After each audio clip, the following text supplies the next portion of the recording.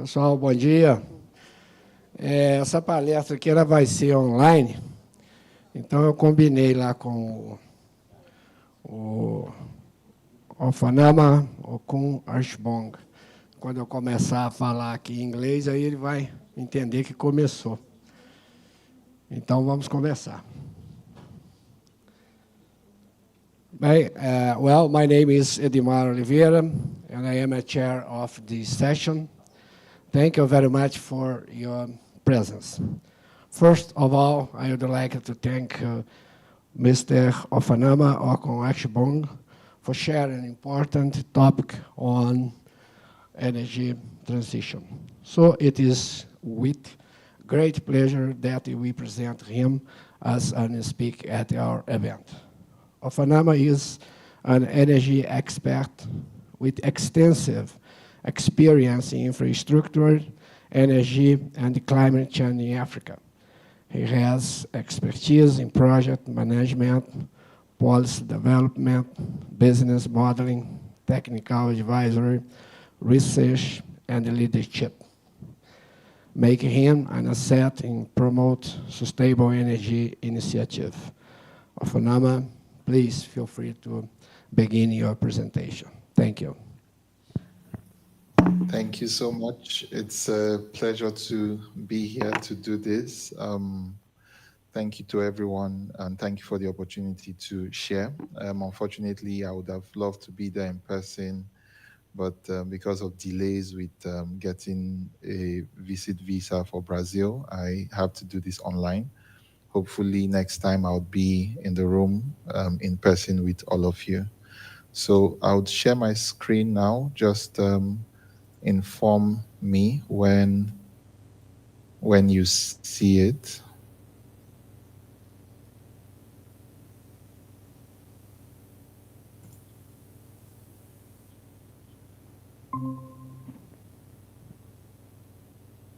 Okay. So please confirm you see my screen. Yes. Yes. Great. As you can see. So, yes. So I will be talking about the energy transition from an African perspective, just to guide the conversation as I go along.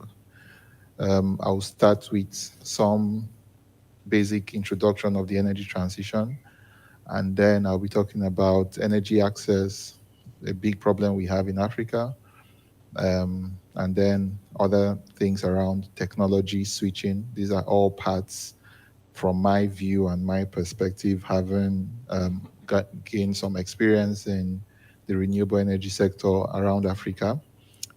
These three levers are the levers to pull to support energy transition in Africa. So those will be energy access, technology switching, and transforming the power system.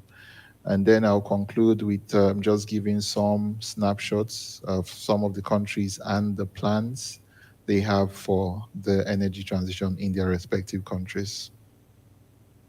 So generally, what is the energy transition? When we say so transition is a change of state, basically in basic English definition, to change the state of something. And for a general definition of the energy transition, it is basically the change in source of the primary energy supply to a new source. And over time in history, we've had different energy transitions. So the current energy transition we are facing as a global entity is not the first time the world is facing an energy transition.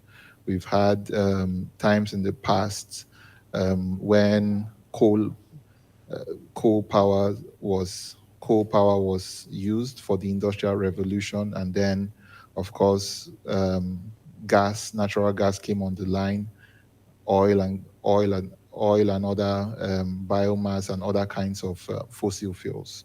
So, and then of course nuclear as well. We've had also times when in the past, long ago in history, in agriculture, where animal power will be used, but then it has transitioned from animal power, from human power, then to animal power, to mechanical power like windmills and other kinds of advancements in technology. So this would not be the first energy transition we are facing as a world, but this current energy transition is happening because of climate change. So, in the context of climate change, that's the context of the current energy transition because of to reduce emission levels to less than 2% above industrial levels, and so the world has to transition primarily not just in energy but also in other climate polluting activities as well. And the energy transition is big, is broad, it covers every aspect of energy applications, so both generation and use of energy, both in buildings, in transport, in industry, electricity, you name it, all parts of the energy use is covered in the energy transition. But for this presentation, we are focusing, I'll be focusing on primarily on the electricity sector for this. So, just to give a good view of where we are in Africa in terms of energy mix, this is the off-grid electricity generating capacity. So, this is a snapshot of what we have off-grid for most of the countries. It's a combined for sub-Saharan Africa, and a total of about 3.1 gigawatts. And from what you can see here, you can see that fossil fuels alone count for over 55 to 60% of this energy mix off grid, because energy access is a big problem. I'll come to that in the next Ofanama, slide. please. Yes. Just to interrupt you, because people are not seeing the slides changing. Are you changing the slide? I am. Okay, maybe I'll start again. Sorry. Okay, because it was only in the first slide. Oh, really? Yeah. So if you want to just share your desk and then you maybe try. Okay, I'll try again.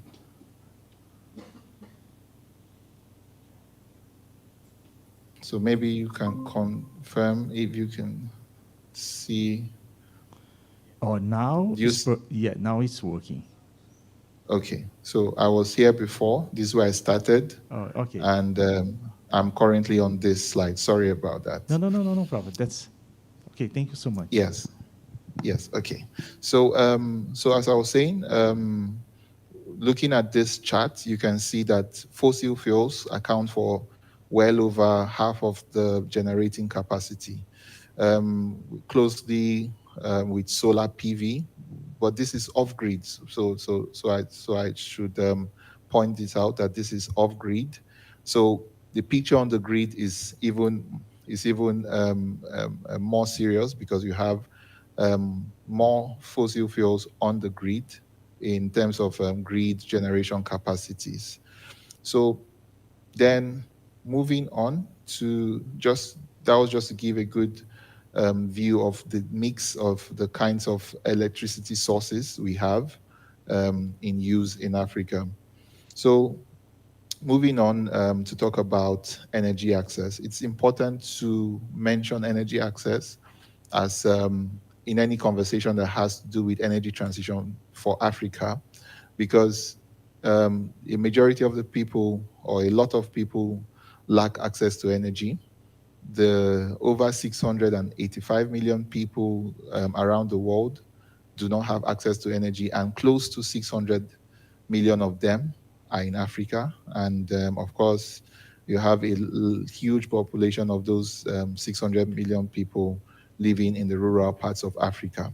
So these people do not have any kind of access to electricity or good non-polluting energy sources for cooking and other energy uses. So there's there's a huge problem, there's a huge gap that exists.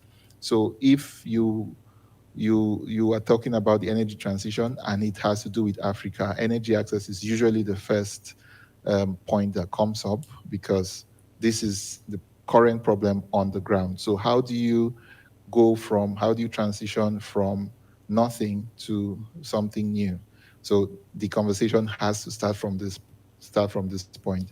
And using grid extension, primarily that's being the primary method of extending the grid or granting access to energy across Africa. But it's very expensive and it takes a lot of time to do. So how do you overcome this problem? We opt for renewable-based solutions. So renewables like portable solar home systems. And then we also have a lot of solar mini grids coming up, um, being built around Africa, in West Africa, primarily in East and West Africa. There's a lot of build up of solar home systems and solar mini grids, just powering small communities, small villages, and providing basic energy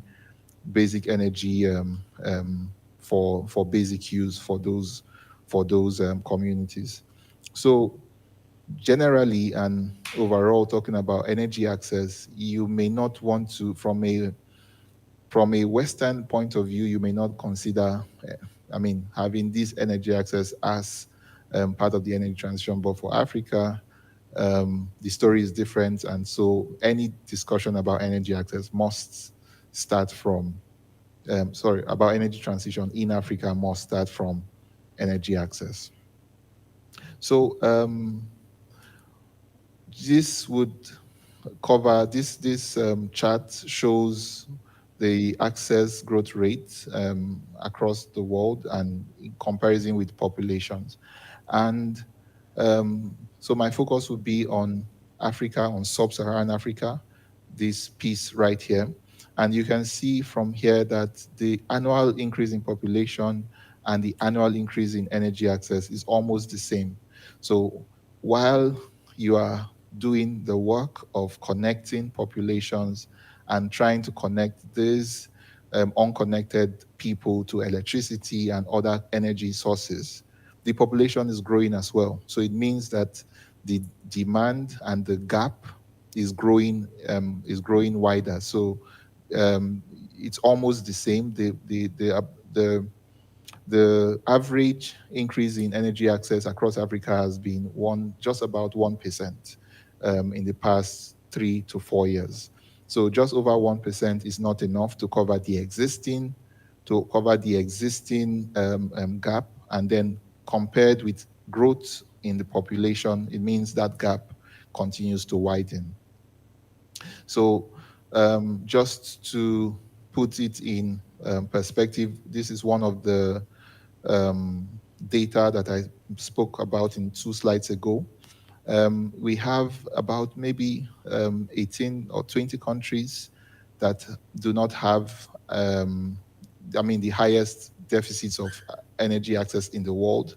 And out of those 18 countries, 20 countries rather, across the globe, 18 of them are resident in Africa.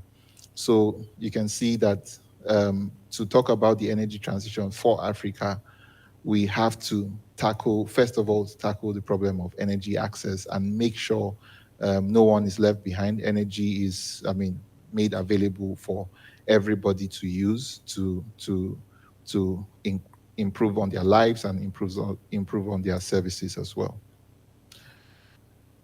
Okay, moving on to the second part that would focus on when it comes to energy transition in Africa. Having solved or trying to solve the problem of access, we also have to solve the problem of switching fuel sources and also technologies. And this is primarily related to generators, portable generators, self-generation capacity. So from what we have, Africa has the largest share of backup power supply from petrol and diesel generators.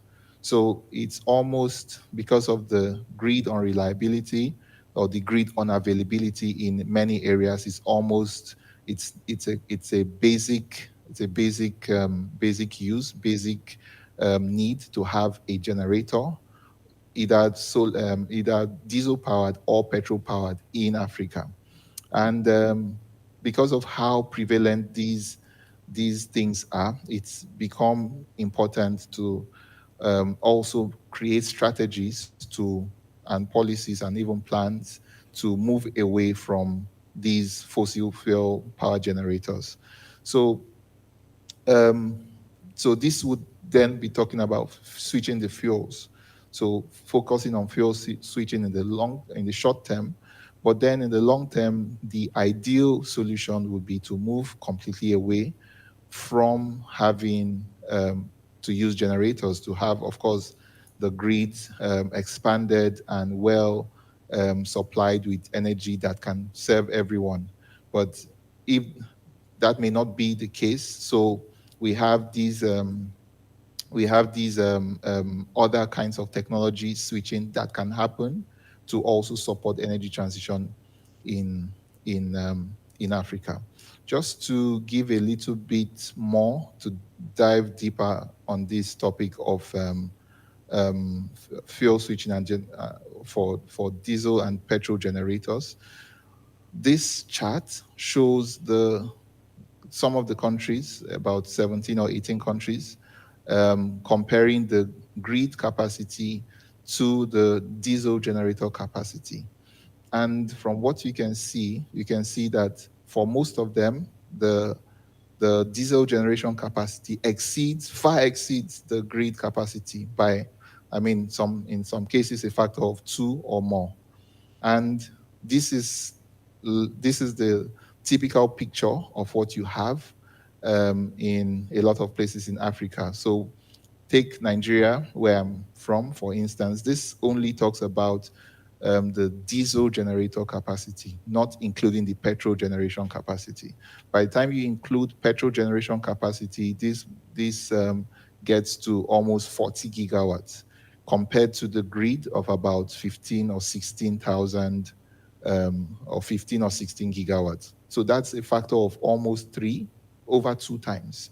And you can see the picture is consistent across other countries. So it's a very, very big issue. It's something that African governments and also any kinds of international agencies or supporters can look into. As part of Africa's energy transition, these large fleet of generators, there are so many of them, they create a lot of point sources of emission, of carbon emissions and other greenhouse gas emissions that are harmful in the long run. So just to have a brief case study on Nigeria, because Nigeria happens to be the highest in terms of these generator capacity. So we'll talk a bit about Nigeria in this slide, just a brief case study. So we have over 85 million Nigerians do not have any access to electricity. And this has now become Nigeria in the past 2 years. It used to be India, but in the past 2 years, 2022, Nigeria then took over the position as the country with the largest energy access deficit across the world. So, but the Nigerian economy is very big. It's one of the biggest in Africa, and this economy has to be powered, has to be energized by some sort of energy. And because of the grid's unreliability, we have Nigerian businesses, households, individuals um, using generators. So these pictures will show you different kinds and sizes of generators in use in Nigeria, from the really small ones, these red ones you see, to the medium sized, the yellow ones, to the larger ones, this white one.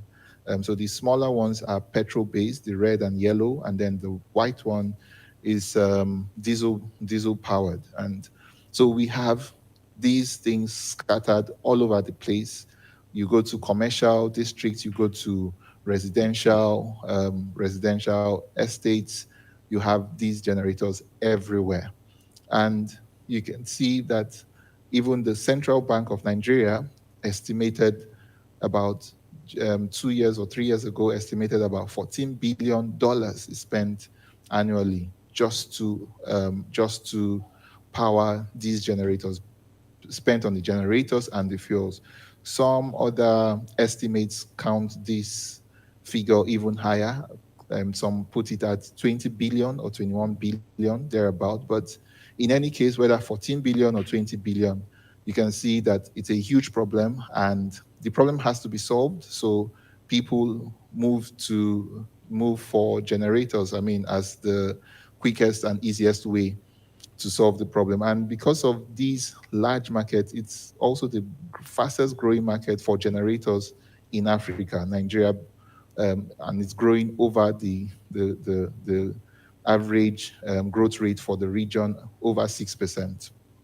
So, what is the government doing about this? There's been some government policies and initiatives to help move the country in the direction of renewables. So we have something called the National Renewable Energy and Energy Efficiency Policy. This was from 2015, but so far there's been no implementation of that policy. So it still remains a theoretical document on paper. We also have a Vision 30-30-30 that aims to achieve 30 megawatts of electricity on the grid, and with renewable energy contributing 30% of that by the year 2030. Unfortunately, that still is not being implemented. This policy has been out for about 3-4 years now, or even longer, but still nothing is being done. But the policies exist. And so all of these situations does present a pathway, I mean, to make a new solution that works to increase renewable energy utilization in the country. There's been some work done on that, but a lot more needs to be done. And so just to mention some of the efforts being done by the government. So we have a few of the federal ministries in charge of different sectors of the Nigerian economy.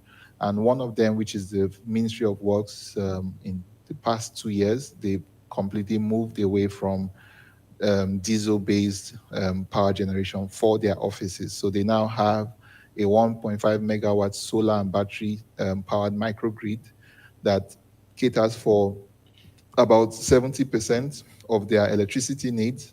And with this solar microgrid, they are also capable of extending or feeding power into the main grid when during weekends or public holidays when the office complexes are not in use. So that's one thing the government is doing. On the private side, if you look at the last picture I have at the bottom of this slide, you have an LPG bottle connected to a generator. So that's one way. A year ago, the Nigerian government completely took out subsidies on petrol and other kinds of oil and gas resources. So because people rely a lot on petrol and diesel for generators, I mean, it made them think outside of the box, and some people decided to switch to LPG. So this yellow generator, for instance, typically runs on petrol, liquid petrol, but then because petrol became more expensive, some did some retrofit. They installed a new combustion systems in the generator that allows them run on gas, natural gas, LPG, as you can see here. So this reduces cost for them, and it does burn quicker. So this is one of the ways I mentioned that we can achieve fuel switching and technology switching. In the short term,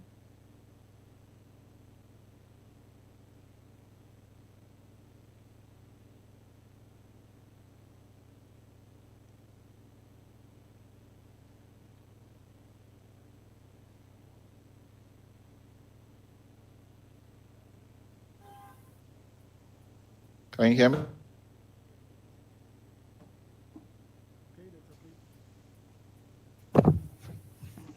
That's okay. Can you hear me? Yeah, Okay. you can go ahead. Sorry. So I'm talking about the problem, and the problem happened. So we literally just experienced a power cut right now in my office, but very soon you see my screen will bright up a bit more, and it means the generators have been put on. So that's exactly the problem that it typically we experience over here. So, but then moving on from fuel switching for generators and other kinds of portable energy generators, we then would have to talk about transforming the entire power system. So having a power system transformation. So the focus for the power system transformation will be the main transmission, distribution, and distribution grid for electricity.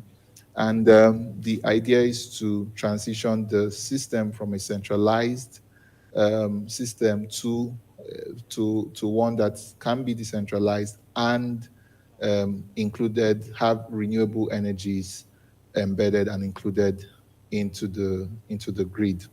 And the aim for this is to decarbonize electricity generation and modernize grid operations. So typically, most African grids in most African countries, the grid in most African countries are very weak. In some places, they don't exist. And where they exist, they are very weak, and they will require a lot of work, a lot of infrastructure development, and then also some reinforcements in weak areas. But then, because of the nature of the grid and how weak the grid can be in some of the locations, it's difficult for the grid to accept renewable energies like solar and wind that are not stable, that are variable in their operation and generation. It's difficult for these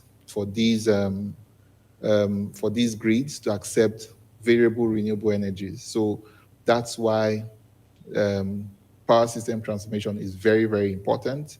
As we talk about energy transition in Africa, having the goal, the aim of having large amounts of electricity from solar and wind and other renewable sources on the grid will mean that there has to be a lot of flexibility on the system operations side.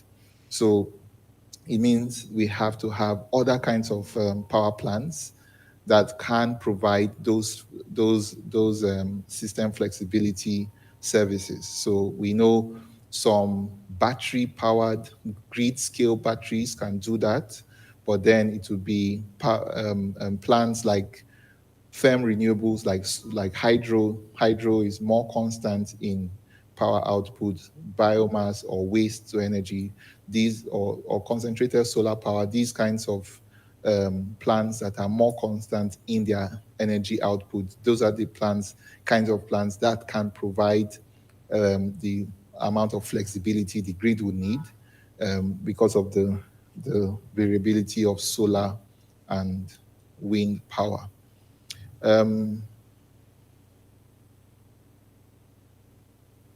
so also another important part of the power system transformation is driven by the need to digitize. So modern infrastructure, modern technologies are coming up again and again, and so there's a need to digitize and a lot of the systems on the grid. So and then of course we have technologies, breakthrough technologies like hydrogen, green hydrogen, and other power to X commodities that can also be integrated into the grid, even electric charging of electric vehicles. So generally for the power system transformation, the aim would be to get the power system from a centralized fossil fuel powered one-way transmission and distribution structure to a decentralized, interconnected, and distributed renewable powered structure that is flexible and able to accommodate the variability of solar and wind and other kinds of variable renewable energies, and of course other technologies like green hydrogen as well. So some features we would expect to see will be grid scale energy storage, grid management abilities, also, okay, also having surplus electricity supply to produce heat and gas like green hydrogen, and smart metering among other features of the power system transformation. So just to move on to talk about some of the drivers of the energy transition in Africa, and talking about specific countries. So starting with Morocco, Morocco has established a policy to drive its energy transition, and the strategy is to aim for 64% of renewable energy by 2030.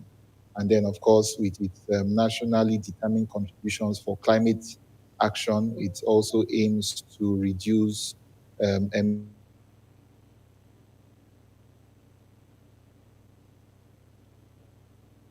50% So a few countries in Africa are now looking in the direction of green hydrogen,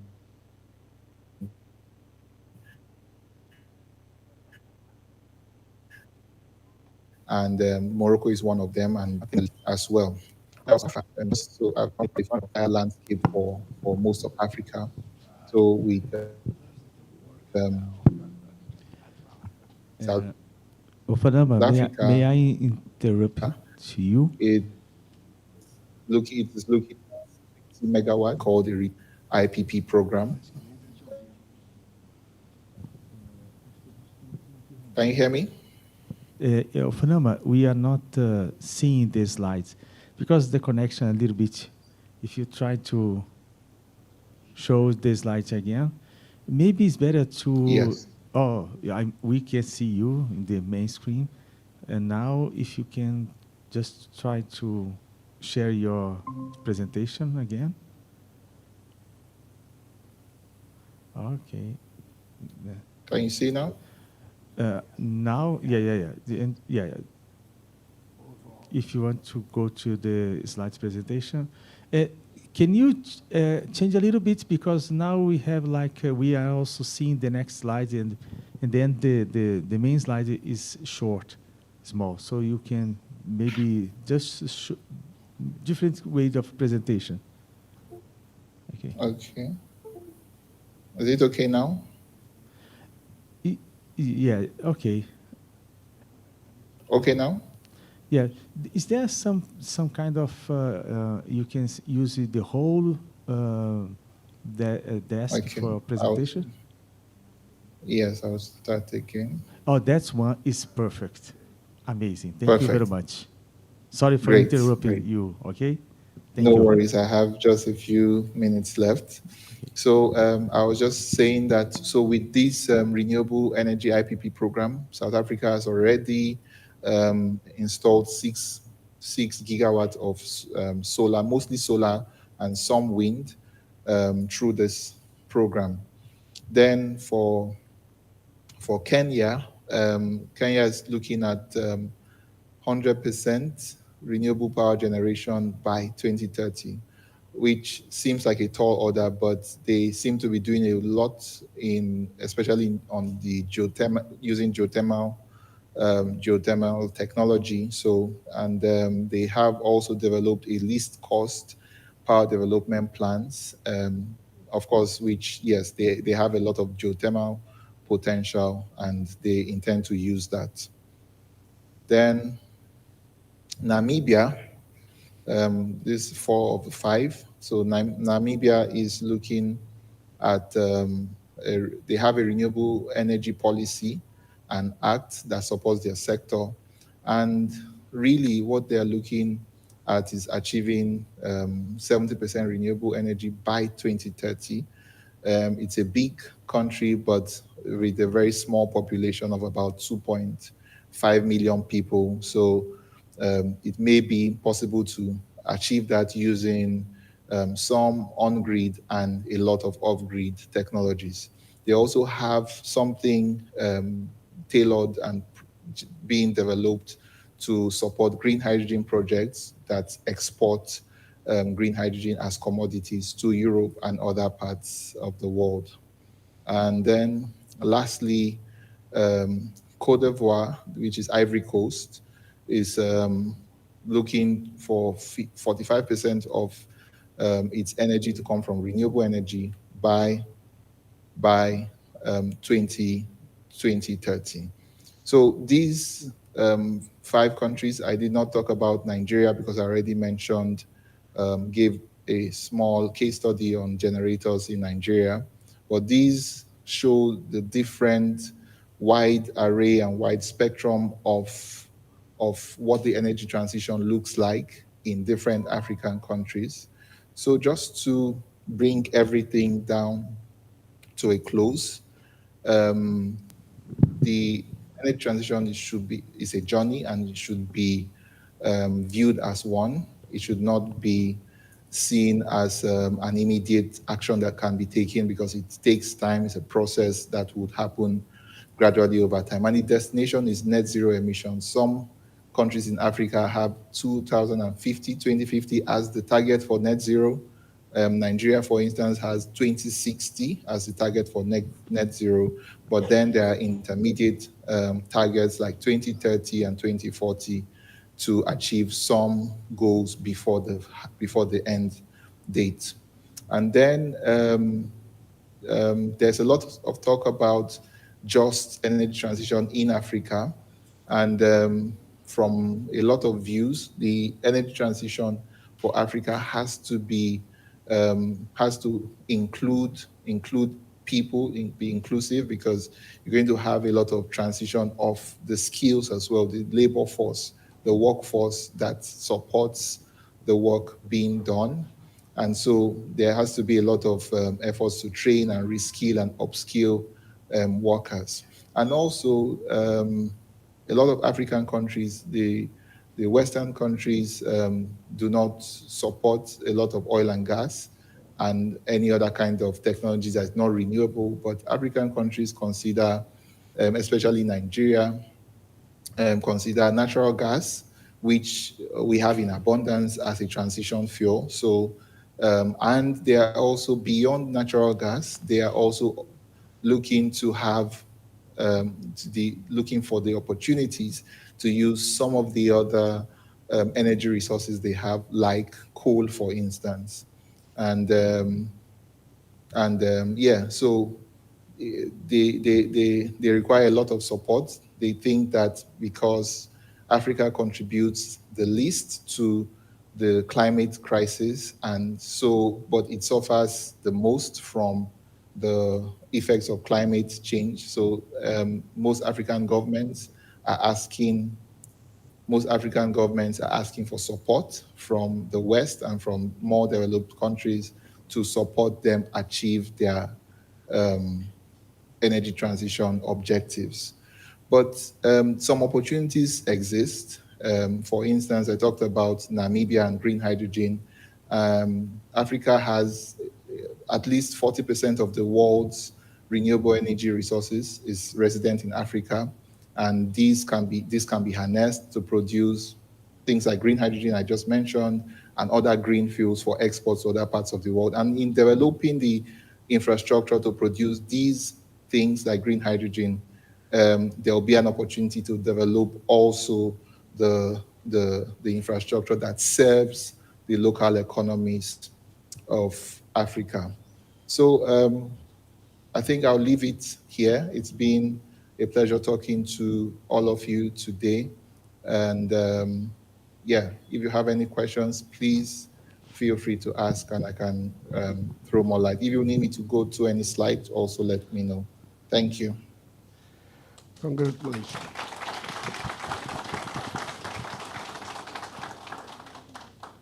Thank you very much, Ofanama. Congratulations on your presentation. Now Thank you. I move on the question and the answer section. Any question? Please introduce yourself, tell your name and the affiliation, please. First of all, good morning for all, and also maybe you good afternoon, right? Yes, good afternoon. My from name me. is Moises Ribeiro. I'm the director of Energy. We have exchanged some emails. Yes. Thanks so much, first of all, for your availability to give us a speech. It was not planned in this way. We was excited to have you in person here, but it was not that time, maybe in the future, but we are still grateful for having you give us and sharing your wisdom, your knowledge, and what you have learned about energy transition in Africa, okay? Thank you. And I have some, I will use talk from Bamidele to ask you something for you, Okay. because Dele Okay. gave us a good view about what people are trying to do in terms of see which part of the Africa there are potentials for using renewable energy source, right? And he mentioned that Nigerian location cannot allow you, for instance, using windy, maybe, I'm not sure about solar, but I would like to know a little bit more what are, because you told us about the gas, but I want to know about those, like you say, solar and wind energy sources. How is the potential in Nigeria? Because I just want to know a little bit more about that. Okay? If Okay. you can provide those information, I'll be grateful. Yes, yes, I certainly can. Am I taking all the questions at once, or one? I can go ahead to respond to this one. Pardon? Um, can I go ahead to respond, or do you? Is Yeah. there another question? You can go ahead. Okay. Okay. Can I just share the full screen of you? You can just close the presentation so that we can see Okay. only you. Okay. Thanks so much. All right. Oh, that's All right. amazing. Perfect. You can Thank answer, you. please. Yes. So for solar and wind in Nigeria, the focus of recent has been on solar. Wind, not so much. And the reason for this, not having a lot of focus on wind in Nigeria, is because the studies. So for wind energy, you have to do a lot of studies to determine the wind speed at different heights and different elevations. So now for Nigeria, the existing studies had been done at, I think, 50 meters above the ground, just at a very low elevation. And so it was determined, and this was done many years ago, over 10 years ago, and it was determined not to be viable. Wind was not determined as non-viable. But we have a few companies, and even the government as well, is trying to rethink that. They're trying to do new studies to determine the viability of onshore wind in Nigeria, especially at higher elevations, so maybe 100 meters and above. But for the most part, no modern studies have been conducted, so we can't say how viable it is, even if there's a lot of optimism that if you increase the height, there'll be better results in terms of wind power output. But so far, those studies have not been done, a lot of talks and plans to do them, but that has not been done. But there's a wind power plant, 10 megawatts, that the Nigerian government built 10 years ago, somewhere in the north, in the central part of the northern part of Nigeria. And it was determined that that location was viable for some onshore wind, but so far it has not been operated, and the government is looking forward to selling off the plant and maybe hybridizing it with solar and any other or hydropower resource. But for offshore wind, I know of a company that's also, so they're looking both onshore and offshore. No studies have been done offshore as well, but there are companies who are looking at developing something for offshore wind um, um, viability in Nigeria. But then for solar, I mean, solar is even the least viable part of Nigeria, has a good solar capacity, solar radiation. That's down in the south. More in the north, you can get over 7 point, maybe close to 7 kilowatts per meter square in the north, solar radiation. But then in the south, you can get almost 4.5 or close to 5. So even in the very, very most unviable parts of Nigeria, you can have good solar resources. And so, but there's been no real push in terms of developing large scale solar.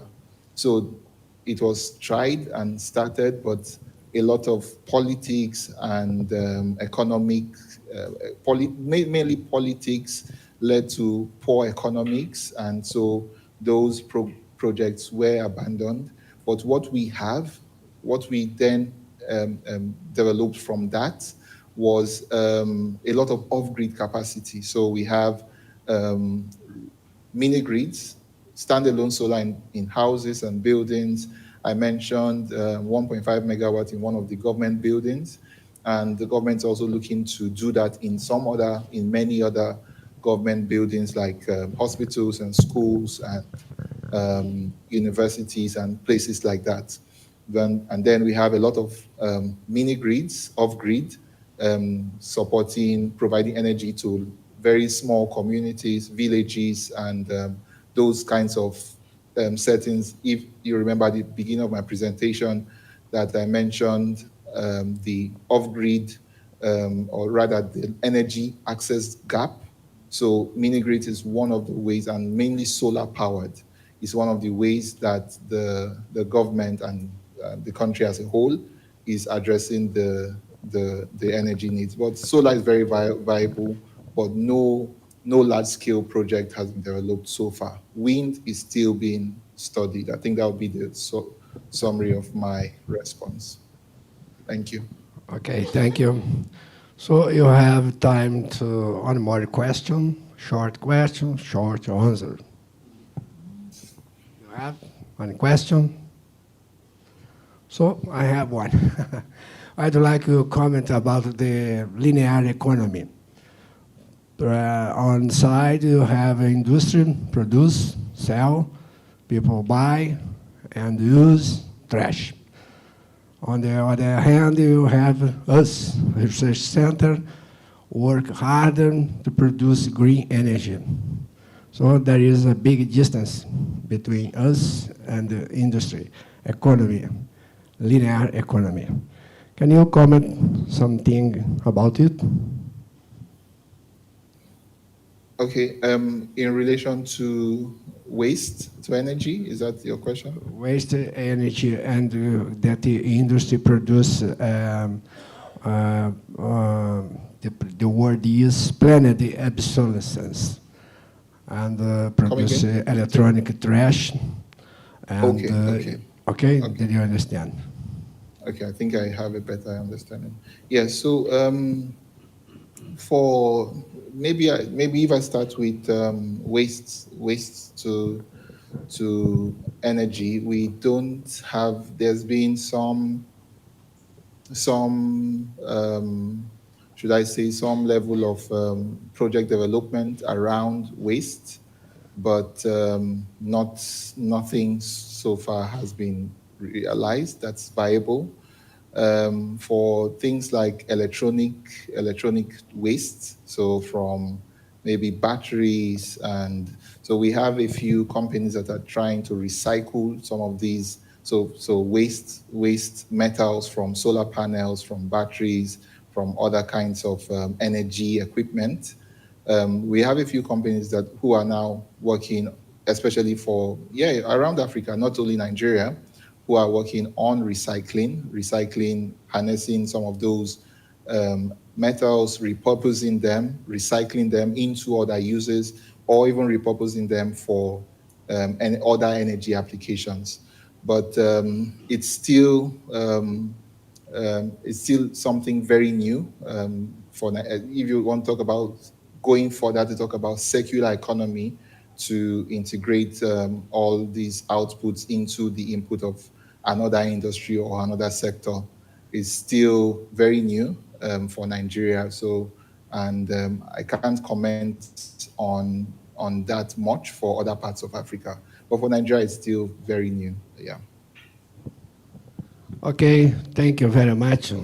Thank you for bringing us some information of African energy transition. Thank you very much. I finished this section. Thank you. Thank you very much.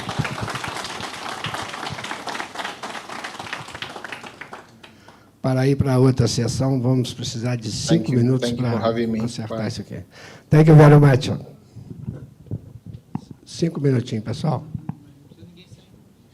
Pode ficar todo mundo aí quietinho.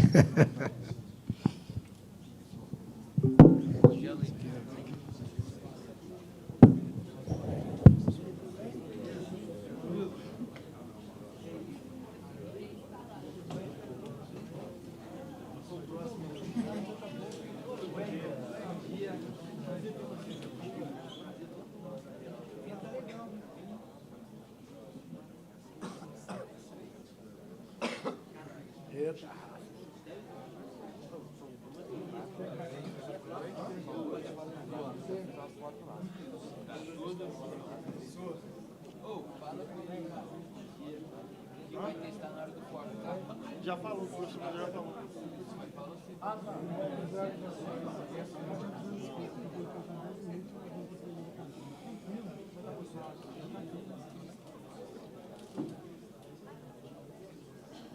Só vai ter uma limpinha. Esse aqui é o meu.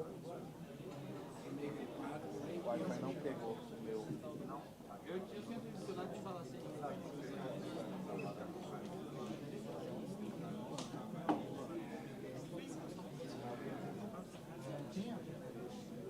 Ele vai te chamar primeiro. Tá? Ele vai fazer uma apresentação e você vai ali.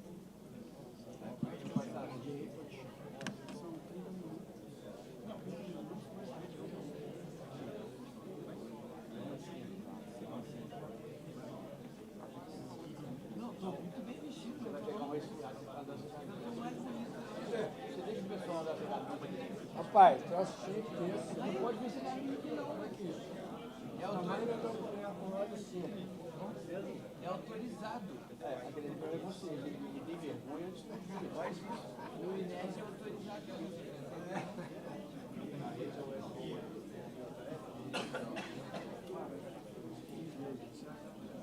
Vai abrir esse mesmo. Nunca passei tanto medo. Agora é. Não sei se ele vai, não. Hoje já está aqui. O Rio está aqui.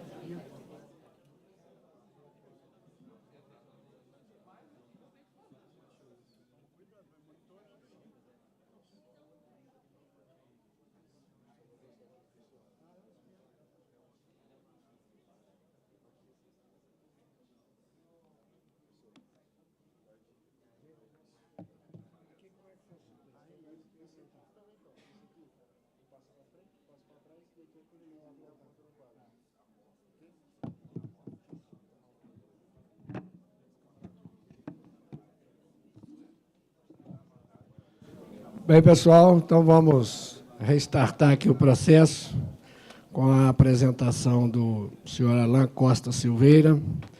Então, Alain, é com grande prazer que apresentamos Luan Costa Silveira como palestrante do nosso evento. Especialista em comissionamento e gestão de projetos no setor de energia solar, Luan foi responsável direto pelo comissionamento de 45 megawatt-pico em parceria com o grupo MTR Solar e pela gestão de 1 gigawatt-pico em projetos de rastreadores solares fotovoltaicos. Ele desempenhou um papel crucial no design mecânico da unidade de controle de rastreadores TCS 150 e está envolvido na execução e gestão de simulações computacionais de rastreadores solares fotovoltaicos, contribuindo significativamente para o avanço tecnológico do setor. Luan, por favor, fica à vontade aí para iniciar a sua apresentação. Controlo por aqui? Vai para frente, vai para trás e o computador. Tranquilo. Bom dia, pessoal. Tudo bem? É com grande prazer que represento a STEMS aqui hoje, nas apresentações que a gente tem, das soluções que a gente apresenta para a sociedade, para os nossos clientes, envolvidos aí nas soluções que a gente preza, principalmente nas energias sustentáveis, focada no ramo solar. Então, a gente vai explicar um pouquinho para vocês hoje do que a gente faz e como que a gente está envolvido aí no mercado nacional. Bom, aqui está um pouquinho dos tópicos do que a gente vai falar hoje. A gente vai fazer uma apresentação muito simples do que a gente representa, de onde que a gente veio, e depois falar um pouquinho das nossas soluções nesse ramo tão importante do Brasil e do mundo hoje. Como que surgiu a STEMS, né? A gente vem do Laboratório de Automação Industrial e Inteligência Computacional aqui da universidade, então a gente é da casa, gerenciado, né, pelo professor e doutor Eduardo Pestana de Aguiar, né, que é o nosso professor lá no laboratório, quem faz essa liderança do nosso grupo. Então, a gente tem um viés muito acadêmico forte dentro da universidade, já participamos de grandes eventos, conferências, temos no currículo vários prêmios. Vamos participar esse ano através de um paper do próximo CBA, que é o Congresso Brasileiro de Automática. Vai ser realizado no Rio de Janeiro no próximo outubro. A gente vai falar um pouquinho do paper que está relacionado muito com a empresa e que tem esse viés acadêmico também. Um pouquinho da nossa missão. A gente traz muito do laboratório, essa cultura de inovações tecnológicas, produtos escaláveis, e a gente está há 2 anos no mercado aí, levando essa cultura para o mercado, que a gente trouxe da universidade, através dos produtos que a gente tem no nosso portfólio, muito focado na parte de hardware e sistemas, inteligência artificial, que é o core do grupo, automação industrial e simulações computacionais, né? Trazendo um pouquinho da visão macro aqui do que a gente vai apresentar hoje para vocês. Antes de começar nas partes mais específicas, não poderia deixar de citar também uma parceria muito forte que a gente tem com um dos principais grupos hoje no país de fabricação de estruturas metálicas, fabricação de dispositivos para usinas solares no país, que é a MTR Solar. A MTR Solar hoje, a gente cresceu junto com esse grupo, que tem várias atuações no mercado, né? Tem como seu grande slogan atuação como one-stop shop no mercado. Então, a gente oferece para os clientes todas as soluções da usina, né, do começo ao fim. Então, tem a parte de estrutura metálica fabricada aqui no país, parte de eletrocentro, skid também fabricada aqui no país e em Juiz de Fora. Tem a parte da Texai, que é uma junção da MTR Solar com a STEMS, para fazer esse grande player também dentro do grupo. Então, Texai focada muito também nas soluções dentro de usinas solares fotovoltaicas com esse grande grupo. A gente tem ali no portfólio sistemas de monitoramento, desenvolvimento de controladores fotovoltaicos para fazer o rastreamento dos módulos e aumentar a geração. Então, é um grande player que traz a solução total para o mercado. E a gente está inserido junto com eles também nesse mercado há mais ou menos 2 anos, quando a gente surgiu. Bom, entrando um pouquinho nas especificidades do que a gente está atuando no mercado hoje, a STEMS participa há cerca de 2 anos com comissionamento de rastreadores solares.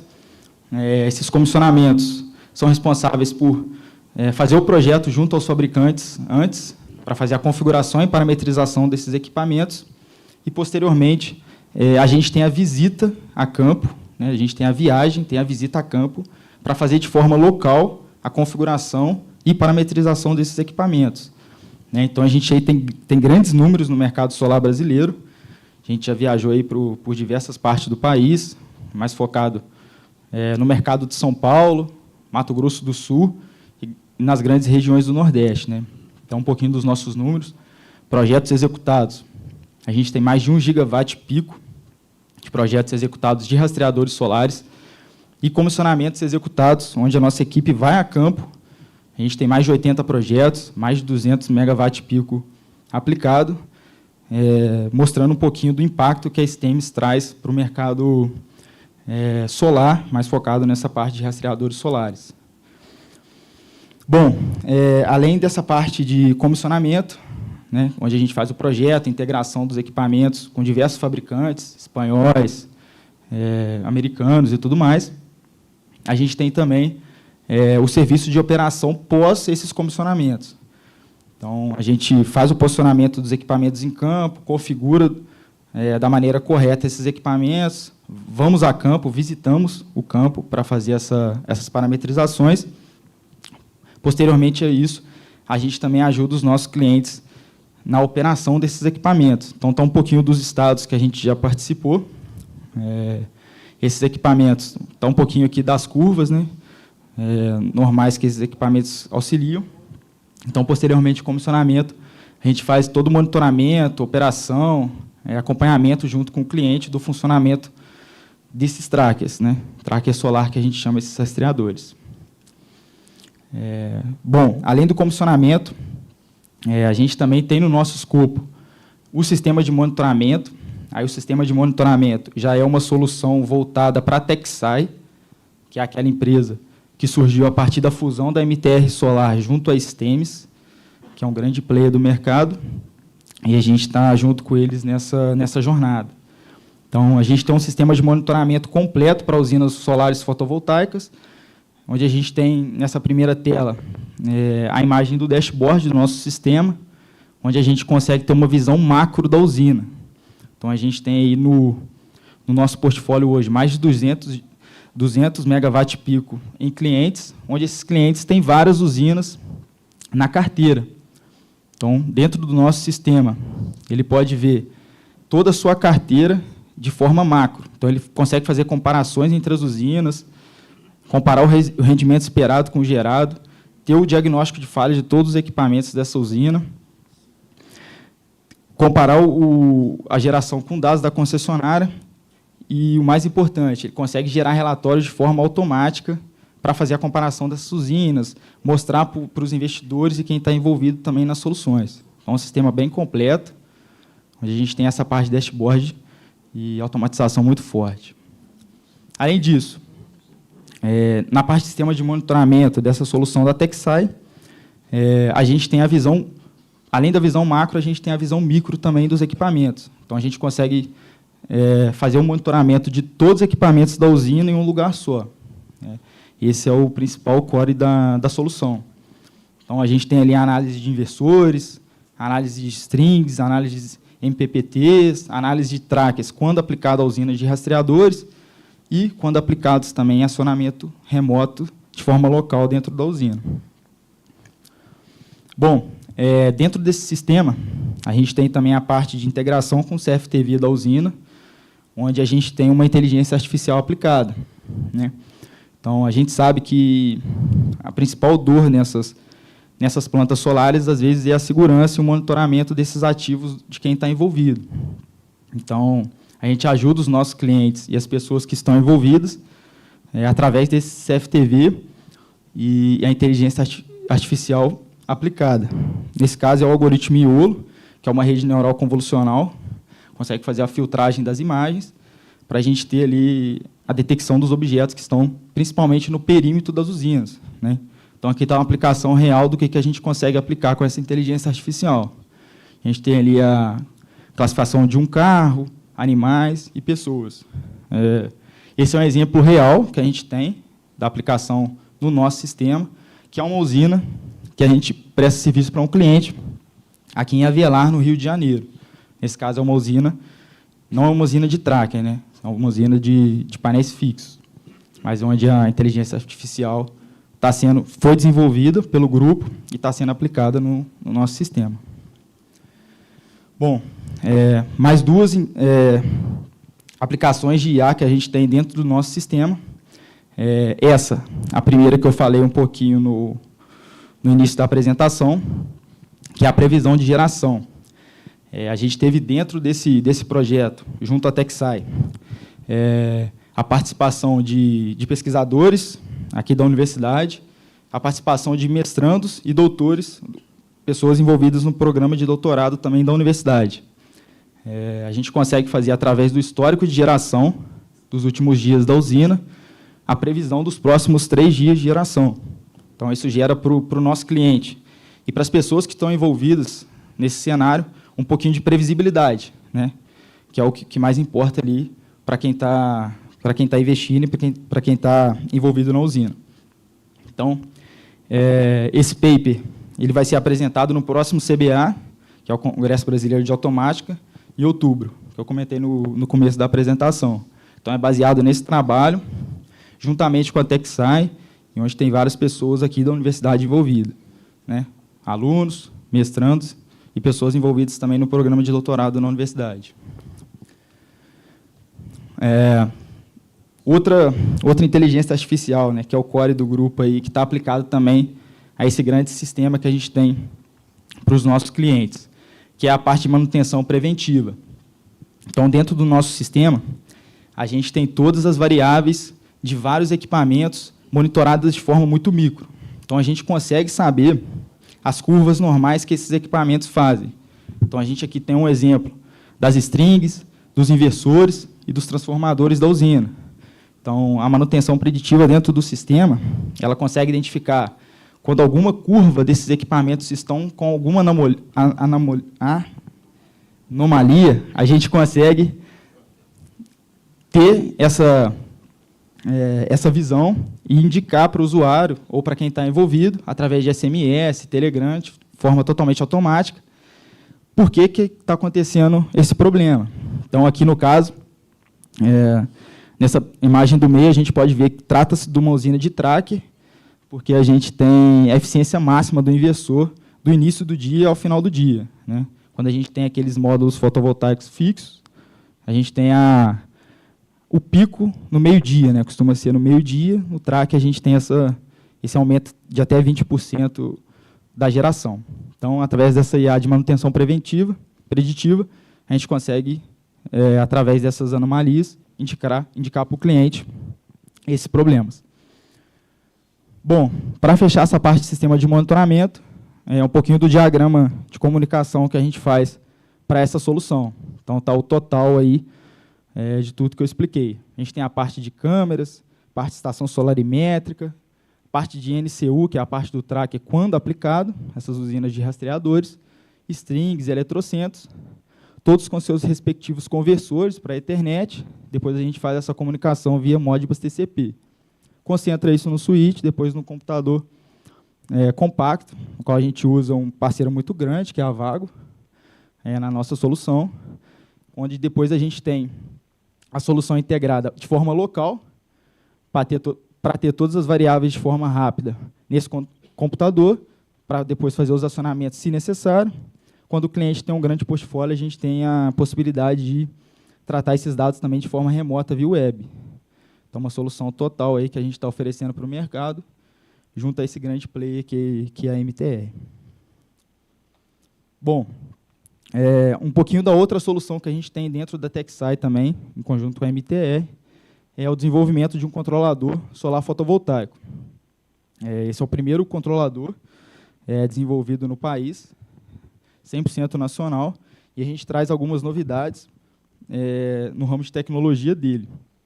Tanto o sistema quanto esse controlador foram apresentados agora na Intersolar, que é o principal evento de energia solar do país. Estive presente lá nos últimos 3 dias, Expo Center em São Paulo. E esse dispositivo foi a principal atualização do grupo para esse ano da Intersolar. Né? É um produto um pouco disruptivo do mercado, utilizando um protocolo de comunicação diferente do que é apresentado na maioria das soluções. A gente está utilizando o LoRaWAN, com alcance maior entre os equipamentos, comunicação ponta a ponta, e tem algumas tecnologias integradas também. Bateria com 20 horas de autonomia, assim que cessada a alimentação. Tecnologia de backtracking. E o backtrack ele é responsável por não deixar haver sombreamento em grandes angulações do Sol. Então, quando a gente tem o Sol muito a leste ou muito a oeste, a gente pode ter certos sombreamentos nos módulos fotovoltaicos no interior da usina, e isso gera perda de geração muito significativa. Então, o backtracking faz isso de forma muito automática, ninguém precisa observar ou colocar a mão, faz de forma totalmente automática, e isso é uma novidade que a Sexta está trazendo para o mercado. Além disso, tem a proteção contra ventos, né, de multiníveis, onde a gente tem a proteção do track para várias velocidades de vento. Velocidade de vento é essa em usinas, que é o principal força de colapso da estrutura, principalmente. As pessoas ficam muito preocupadas pelo estilo da estrutura também. Então, o controlador, além de fazer essa queda de sombreamento, a gente tem também essa parte de multiníveis para trazer proteção para a estrutura, que fortalece muito o grupo também, que faz a fabricação dessas estruturas. Bom, está aqui um pouquinho dos inputs de alimentação que podem ser usados para esse equipamento. Alimentado por string, onde a gente coloca todos os módulos em série e coloca um Y para trazer a tensão desses equipamentos. Pode ser usado também um painel dedicado, que é um módulo dedicado, para a alimentação desse equipamento. E a última, ele pode ser alimentado pela rede, essa menos usada. Já adianto que as duas de cima são mais utilizadas, principalmente em usinas de geração distribuída e usinas de geração centralizada. Aí um pouquinho da segurança e controle remoto do nosso controlador. Aí acho que essa imagem pode indicar bem para a gente o que eu estava falando sobre os ventos multiníveis. Então, a gente tem, com o aumento da velocidade de vento, a diminuição do range de funcionamento desse tracker. Então, quando a gente tem velocidade de vento muito alta, 20 metros por segundo, ele delimita o seu funcionamento entre menos 40 e 40 graus, por exemplo, para a gente não ter uma área projetada muito grande, caso ocorra uma rajada de vento muito forte na usina, protegendo e muito a estrutura de forma totalmente automatizada. Então, a gente tem um anemômetro integrado à NCU, na qual faz a comunicação com esses trackers, e, através desses inputs de velocidade, a gente tem a segurança através desses multiníveis. Além disso, na parte de comissionamento desse tracker, comentei lá nos primeiros slides, né, da nossa solução, que a gente integra o comissionamento de vários equipamentos de tracker. Né? A gente já integrou algumas soluções espanholas, americanas, e a gente tem esse lançamento da Sexta, que é o aplicativo para conexão remota e local desses equipamentos no campo. Então, a gente sabe da dor do operador lá no campo, a gente vai disponibilizar esse aplicativo para ele poder ter autonomia e poder fazer todas as operações do tracker que for necessário, sem precisar contactar alguma equipe e tudo mais. Aí, para fechar, como no sistema de monitoramento, a gente tem um pouquinho também do diagrama de funcionamento do tracker. Né? Então, a gente tem ali aquelas caixas, são as NCUs, que a gente chama, que é o Network Control Unit. Ela comunica com o gateway, e esse gateway comunica com os TCUs, que a gente chama de TCU, Tracker Control Unit. Então, o protocolo de comunicação LoRaWAN traz para a gente também uma grande autonomia de equipamentos. A gente pode colocar até 500 TCUs em cada NCU. Então, nessa NCU é integrado um anemômetro, onde a gente capta a velocidade de vento e a gente faz toda a operação do tracker. tanto de posicionamento, tanto como de segurança. Então, a gente pode integrar vários equipamentos, diminuir custo e aumenta a receita. Tem um switch integrado também para essa solução e um controlador para a captação das variáveis, né? Caso a gente não tenha o sistema de monitoramento, que é uma das soluções do grupo, integrado, o cliente não fica à deriva, né? A gente tem as variáveis desses equipamentos nos computadores da usina. Bom, só para não sair um pouquinho do nosso ramo, nesse tipo de solução também a gente está em desenvolvimento uma parte de IA, que é para posicionamento ótimo dos trackers. Hoje a gente utiliza algoritmo astronômico para a movimentação dele durante o dia, através da latitude e longitude do local. Porém, tem estudos que mostram que tem maneiras mais efetivas de fazer esse posicionamento durante o dia. E esse posicionamento durante o dia mais efetivo é através das variáveis, principalmente de radiância da usina, né, que a gente capta através da estação solarimétrica ou equipamentos mais especializados. Então, a STEM está envolvida também nessa aplicação, que pode aumentar aí até 3% na geração durante o dia. Quando coloca isso em ano, é muita coisa. Então, a gente também está observando isso e está implementando. Bom, então, as duas soluções anteriores são mais focadas na parte da TechSci, que é aquela junção da STEMs com a MTR, mas trazendo um pouquinho também do que a STEMs tem contribuído nessa parte de usinas fotovoltaicas. A partir de agora, são soluções mais focadas na STEMs, sem o viés TechSci. Então, a gente está em desenvolvimento também um robô de limpeza de módulos, aqui dentro da universidade, com pessoas aqui dentro da universidade, onde esse robô ajuda na manutenção dessas usinas, onde os principais vilões é a sujeira nesses módulos fotovoltaicos. Então, tem capacidade de limpeza a úmido ou a seco, com inteligência artificial integrada também, através de imagem, para essa tomada de decisão. Então, a gente não precisa que o operador ache que está sujo ou ache que não está sujo, para usar água ou não. Então, a gente tem a inteligência artificial aplicada para a tomada de decisão para essas duas linhas de trabalho.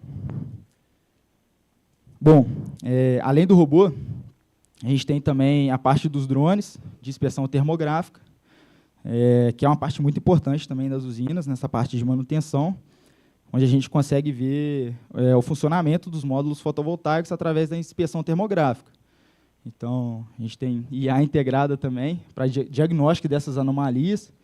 Então, a gente tem ali uma otimização do voo do drone, onde ele consegue captar todas essas imagens termográficas dos módulos e, através da IA, classificar a tomada de decisão através das anomalias que a gente tem ou não tem, classificando como manutenção ou não, né? Então, é uma aplicação STEMs também dentro dessa área fotovoltaica. Bom, outra aplicação da STEMs na área fotovoltaica é a parte de simulações computacionais, né, mas agora focada na parte estrutural da usina, onde a gente tem a realização de algumas simulações, utilizando os principais softwares do mercado, para certificação ou otimização da estrutura, né? A gente já realizou alguns trabalhos com a MTR também, que é um grande parceiro da empresa, onde a gente tem simulações fluidodinâmicas, para a gente saber um pouquinho do comportamento do fluido na estrutura. Então, a imagem aqui na tela, a gente vê que a primeira fileira é onde a gente tem a maior carga de pressão. Aqui a gente está utilizando um sistema de track, a gente tem uma maior carga de pressão nessa primeira fileira. Nas restantes, a gente tem uma zona de baixa pressão. Com isso, a gente pode tomar uma decisão de otimizar a estrutura a partir da segunda fileira.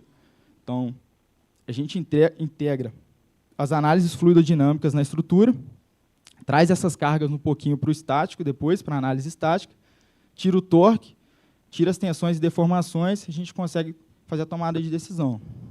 Do lado dessa parte fluidodinâmica, a gente tem as análises de tensões e deformações em todas as peças da estrutura. Então, a gente fez trabalho junto com a MTR, conseguiu ajudar a certificação do produto deles, foi certificado há pouco tempo com o principal laboratório envolvido nessas análises de tracker.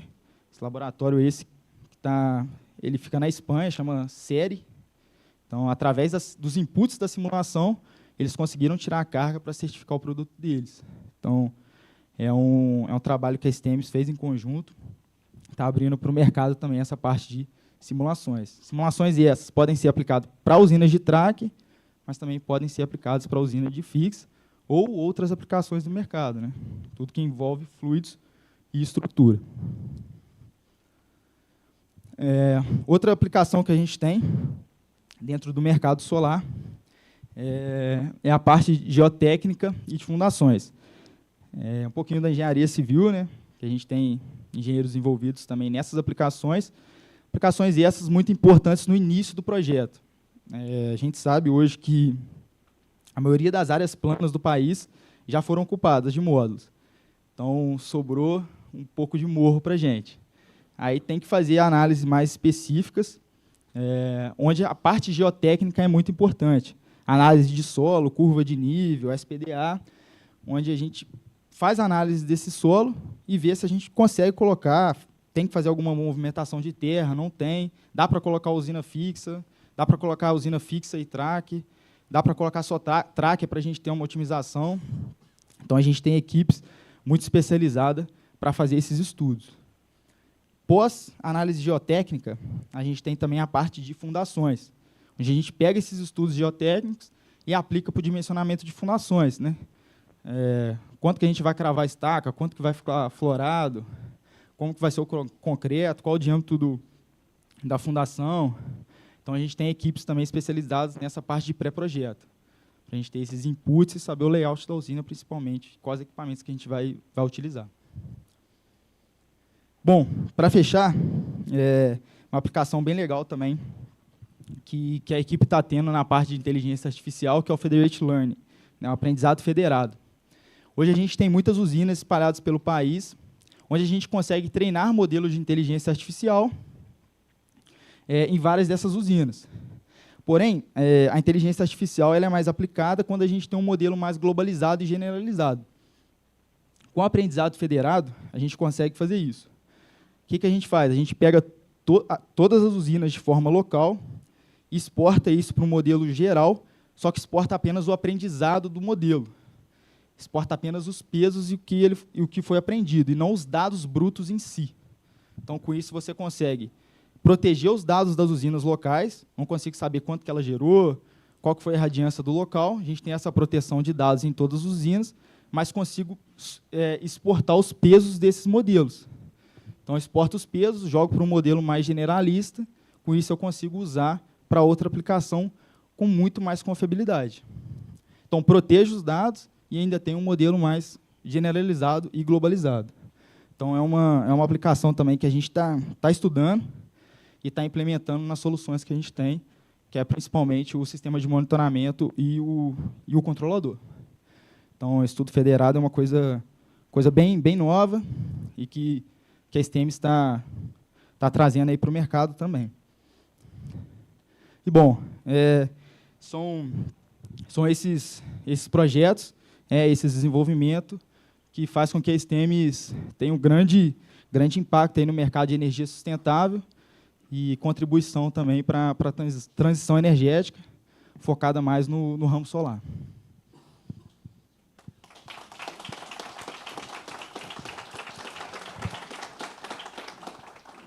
Ok, obrigado. Parabéns pela apresentação. Então, vamos para a sessão de perguntas. Por favor, diga seu nome e afiliação. Parabéns pela apresentação. Sou o Robert, daqui da Universidade Federal de Juiz de Fora. Eu gostaria de saber como é feita aquela previsão de geração nos próximos 4 dias. Você sabe explicar um pouco melhor, mais detalhado? Tá.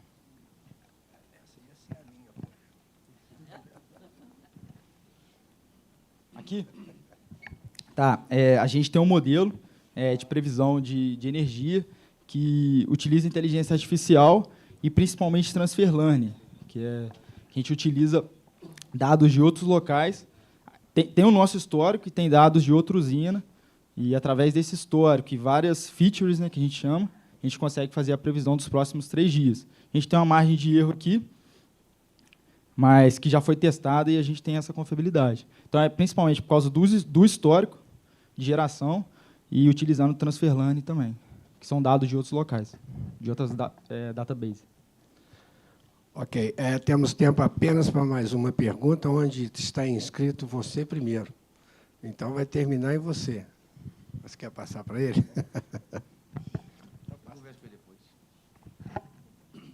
Obrigado, Marco Aurélio. Parabéns pela apresentação. Eduardo Moreira, da Federal de São João del Rei. Em relação aos trackers, muito se falava no passado, né, até acho que demorou até serem implementados, relação de custo que você tinha em manutenção, em gasto energético para movimentar o módulo.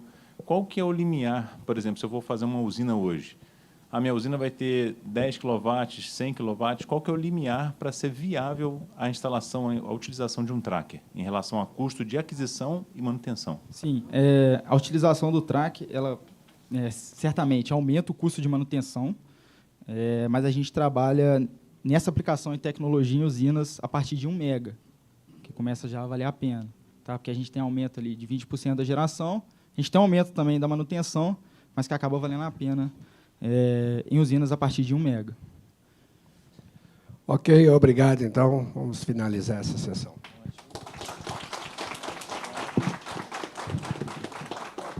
Parabéns. Eu vou convidar agora o professor Igor para fazer a entrega do prêmio do... Sim?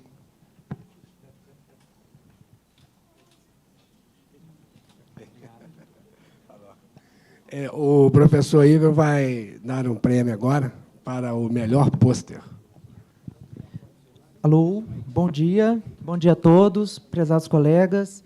Espero que todos tenham gostado e aproveitado desse evento até o momento. Nós tivemos palestras maravilhosas e grande parte do evento foi coberto com trabalhos exibidos em pôsteres feitos pelos nossos alunos, orientandos, e por nós, né? Sem o empenho dos nossos alunos de iniciação científica, mestrado, doutorado e pós-doutorado das instituições pertencentes ao INERJ, este evento não seria o mesmo. Gostaria de parabenizar todos os pôsteres, todos os trabalhos avaliados e aceitos para estarem neste evento. Trabalhos de altíssima qualidade e que engrandeceram ainda mais esse evento. Portanto, nós selecionamos os melhores pôsteres para lembrar da importância desse evento na vida de novos pesquisadores e estudantes. Na minha modesta opinião, não há melhor presente que um livro, pois ele simboliza a educação, essa palavra que nos cerca e nos motiva e nos impulsiona como país. Eu gostaria, então, de entregar essa singela premiação. É um livro escrito por mim, publicado no ano passado. Confesso que era um sonho meu e do Zé Luiz termos escrito esse livro juntos. Nós idealizamos, mas, enfim, tive que ser só eu mesmo. O livro vem com teoria e códigos computacionais para serem estudados e aprendidos pelos alunos e profissionais da engenharia. Então, ele fala sobre o fluxo de potência e outras metodologias utilizadas no setor elétrico, como o fluxo de potência holomórfico, estimação de estados e muito mais. Esse livro foi indicado como finalista no Prêmio Jabuti Acadêmico nesse ano, um dos maiores reconhecimentos literários do país. Certamente estará representado na Bienal do Livro neste ano. O prêmio é um reconhecimento, então, simbólico ao pôster A Multi-Conductor Study Applied to Railways. Autores Gabriel Ribeiro, Gustavo Henrique Gonçalves, Wesley Cantarino, Vinícius Monteiro, Luiz Costa, Luiz Filho e Moisés Ribeiro. Gostaria de chamar o Wesley e o seu orientador aqui na frente.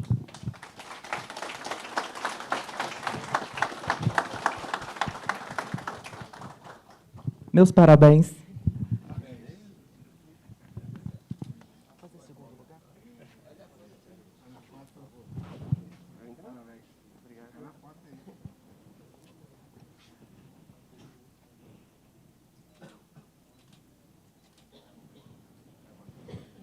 Bom, não menos importante, né?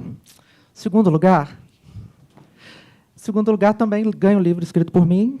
Esse daqui não foi indicado ao prêmio nenhum, mas também deve ser bom. Análise do impacto da solução do fluxo de potência ótimo nas regiões de segurança. João Marcos Rabelo, Wesley e Lani.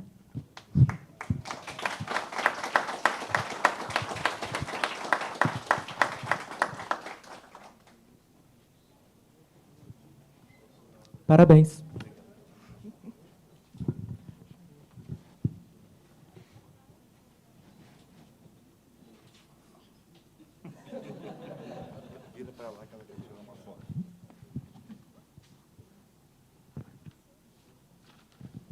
Perfeito, pessoal. Muito obrigado. Vou passar agora a palavra para o professor Edmar novamente. Ok, obrigado. Bem, pessoal, vamos agora para o nosso coffee break, mas temos apenas com um horário um pouco apertado, então será dado apenas 20 minutos de forma mais rigorosa. Ok, obrigado.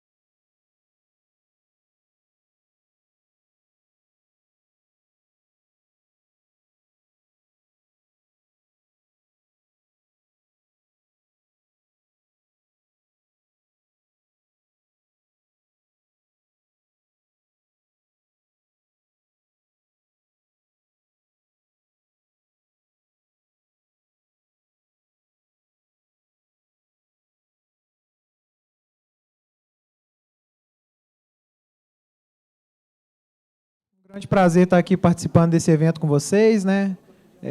Sala cheia aqui é um sinal de que o evento foi bastante bem sucedido, né? O último dia aqui, todos aqui bastante interessados, né? Em poder acompanhar mais duas apresentações, né? Primeiro uma apresentação nacional e depois uma apresentação internacional. Eu sou o Alan Cupertino, né? E vou ser o chair dessa sessão, né? Onde eu vou ter o prazer aqui de introduzir, né? Primeiramente o nosso palestrante, que vai ser o Tiago Felipe de Matos, né? Da CEMIG, né? Então, para quem não conhece o Tiago, pessoal, ele é gestor do Núcleo Especializado de Hidrogênio Verde da CEMIG, responsável aí por projetos de pesquisa, desenvolvimento e inovação relacionados ao hidrogênio, no contexto da transição energética e descarbonização. Há 22 anos aí no setor elétrico, né, ele tem experiência nos setores de geração, distribuição, comercialização de energia no mercado livre, relacionamento comercial com clientes corporativos, né, e também é professor de formação profissional no Senai. É engenheiro eletricista, ele é Master of Business Administration, executivo do setor elétrico, né, pela FGV, e também é mestre em desenvolvimento sustentável e tecnologia ambiental pelo IFMG. Então, Tiago, seja muito bem-vindo. Vamos recebê-lo com uma salva de palmas, né, pessoal?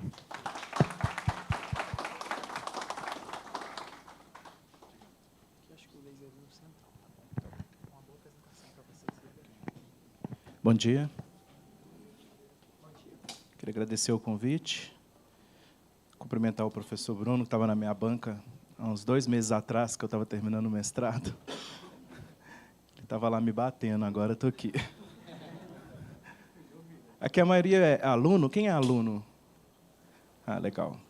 A minha intenção é falar mais para vocês, tá? Hoje. Eu percebi, nós estamos falando de transição energética, o hidrogênio é, entre aspas, uma moda do momento. Então, nós temos várias incógnitas, mas eu vejo que temos muitas oportunidades, inclusive para vocês que estão formando, que estão estudando. Então, nós podemos ter vários insights e imaginar que, daqui a um tempo, teremos muitas oportunidades, não só de emprego, mas também de desenvolvimento de novos negócios, desenvolvimento de novas soluções tecnológicas. Quando eu falo de transição energética, eu lembro um pouco da minha própria carreira na CEMIG. Eu entrei lá com 17 anos, eu era operador de uma usina térmica.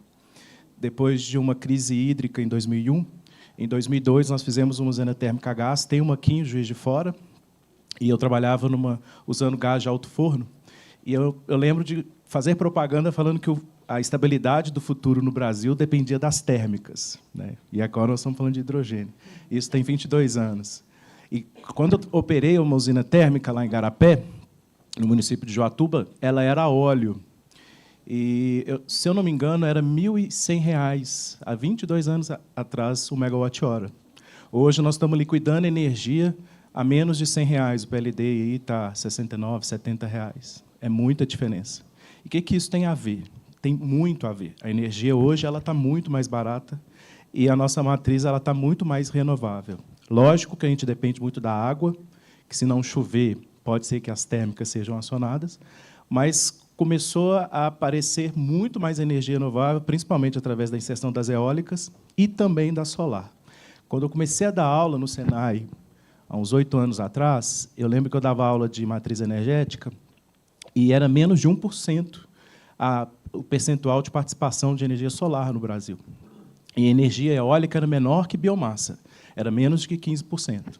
Se depois, por curiosidade, vocês entraram no site da ONS, mostra exatamente a quantidade de geração que está tendo agora de eólica, que é próximo de 25%.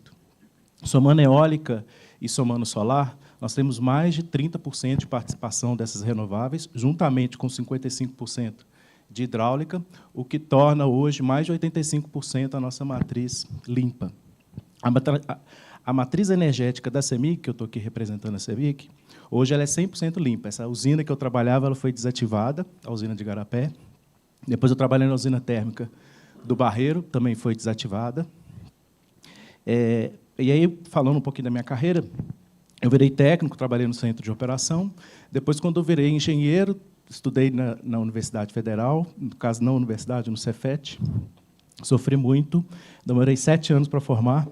Achava que aquilo não era para mim. Não gosto de cálculo, não gosto de programação, mas eu gostava da energia, né?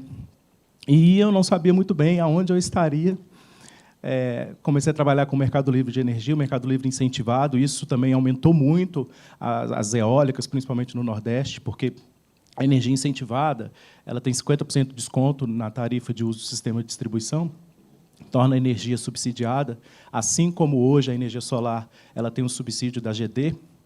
Isso, então, fez com que esses dois tipos de energia elas crescessem, né? E o que isso tem a ver também com o que eu estou falando? Esses subsídios eles são extremamente importantes. E nós tivemos agora, em julho, sancionado pelo presidente Lula, o Marco Legal do Hidrogênio. Então, nós temos que estar atento a novas oportunidades também da inserção desse hidrogênio, da mesma forma que aconteceu com a inserção das eólicas, que continuam, principalmente agora, além do crescimento onshore, offshore, é uma oportunidade, principalmente no Nordeste, e o crescimento também dessa parte de energia solar e agora com o hidrogênio. Depois, quando eu trabalhei no mercado de energia, como engenheiro, nós tivemos um processo seletivo lá na CEMIG para gestor e foram criados 6 núcleos especializados que a gente chama de tecnologias emergentes. O João esteve aqui, né? O João, ontem, ele é um desses gestores, ele trabalha com geração sustentável distribuída. Um outro núcleo é armazenamento de energia.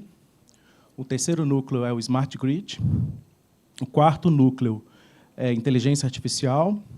O quinto núcleo é eletromobilidade. E o sexto núcleo, o qual eu sou gestor, é hidrogênio. Então, teve um processo seletivo no final do ano. Então, eu saí da diretoria comercial, fui para a diretoria de inovação e estou imerso era para estar imerso desde janeiro, mas não quiseram me liberar. Só me liberaram em abril. Então, desde abril, eu estou na inovação. Então, eu estou bem novinho na inovação, mas eu entendo por que eles me escolheram.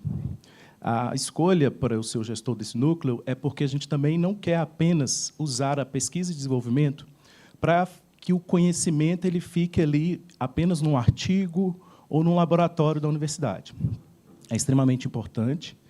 As universidades têm um papel extremamente importante, mas também que, além dessa pesquisa, dessa inovação, a gente tem a oportunidade de criar novos negócios. Então, como era da área de comercialização, a ideia é usar, que inclusive não chama P&D mais, chama PDI, não sei se vocês já ouviram falar, né, que é Pesquisa, Desenvolvimento e Inovação. Dentro do PDI que a ANEEL ela possibilita, nós temos 1% do lucro operacional da empresa é destinado a pesquisa e desenvolvimento. Isso é um dinheiro bem significativo, em torno de 150 a 200 milhões que a CEMIG tem por ano para investir nessas pesquisas. Mas a intenção é, ok, eu vou pesquisar hidrogênio juntamente às universidades, juntamente aos centros de pesquisa, mas eu também quero criar novos negócios. Esse é o foco principal do Inova CEMIG. Por isso, a gente tem um edital, a gente tem um site, se vocês quiserem depois acessar, onde a gente busca projetos relacionados principalmente a essas 6 tecnologias, e uma delas é sobre hidrogênio. Deixa eu passar aqui, que senão vou perder meu tempo. Quando a gente fala do hidrogênio, introduzindo aqui, eu vou fazer uma introdução rápida, os meus slides serão rápidos, porque meu objetivo principal é identificar novas oportunidades para a gente aí que está estudando. Aqui, quando a gente fala sobre o hidrogênio, é importante que ele, quando a gente fala de hidrogênio verde, o primeiro ponto é que ele é produzido de fonte renovável, então, seja de origem solar, eólica, de hidrelétrica, de biomassa. Hoje se usa o termo mais técnico, é o hidrogênio de baixo carbono, né? Mas algumas pessoas usam a expressão hidrogênio verde. A importância dele é que ele é um elemento-chave para descarbonizar o planeta. Então, ao falar do hidrogênio e transição energética, a gente também está falando sobre descarbonização. É lógico que ele é um elemento-chave de descarbonização, mas ele é caro. Então, hoje nós estamos exatamente no momento de transição, mas no momento de ponto de atenção. É muito bonito falar de descarbonização, as empresas falam de descarbonização, nós queremos descarbonizar, nós queremos reduzir a temperatura do planeta, mas as empresas não estão dispostas a pagar mais caro por isso. Então, nós temos que estar atentos a quanto que isso vai custar e, obviamente, verificar como que esse hidrogênio ele vai ser acelerado para que essa tecnologia ela fique mais madura, com custo menor. Agora, ele também contribui para essa transição energética sustentável, ele tem um ponto que é a versatilidade. Ele é um vetor energético. Isso é extremamente importante. Porque muita gente fala assim, o hidrogênio é muito caro, mas ele imagina o hidrogênio virando energia elétrica. Então, eu uso energia elétrica para gerar o hidrogênio, para armazenar o hidrogênio, depois eu uso ele numa célula combustível, e depois eu coloco ele para gerar energia. Então, realmente, o processo de eficiência ele é muito baixo. Porém, nós temos que entender que, hoje, devido à inserção massiva, principalmente no contexto brasileiro, das fontes renováveis intermitentes, eu não tenho... para a maioria que é estudante de engenharia, o consumo está diretamente relacionado à geração. Mas, se essa geração ela é intermitente, eu tenho uma energia que eu posso guardar essa energia e utilizar essa energia em um outro local, em um outro momento. E essa energia ela não precisa ser elétrica. Então, eu posso ter energia através de um sistema solar ou eólico, que é intermitente, mas ele é versátil, porque eu estou ali com aquele hidrogênio, e eu posso utilizar aquele hidrogênio não apenas para gerar energia elétrica, mas também em várias cadeias aqui, seja na indústria química, petroquímica, seja como na agricultura, seja como combustível, seja na eletromobilidade, em aviação para combustível sintético. Então, nós temos várias aplicações.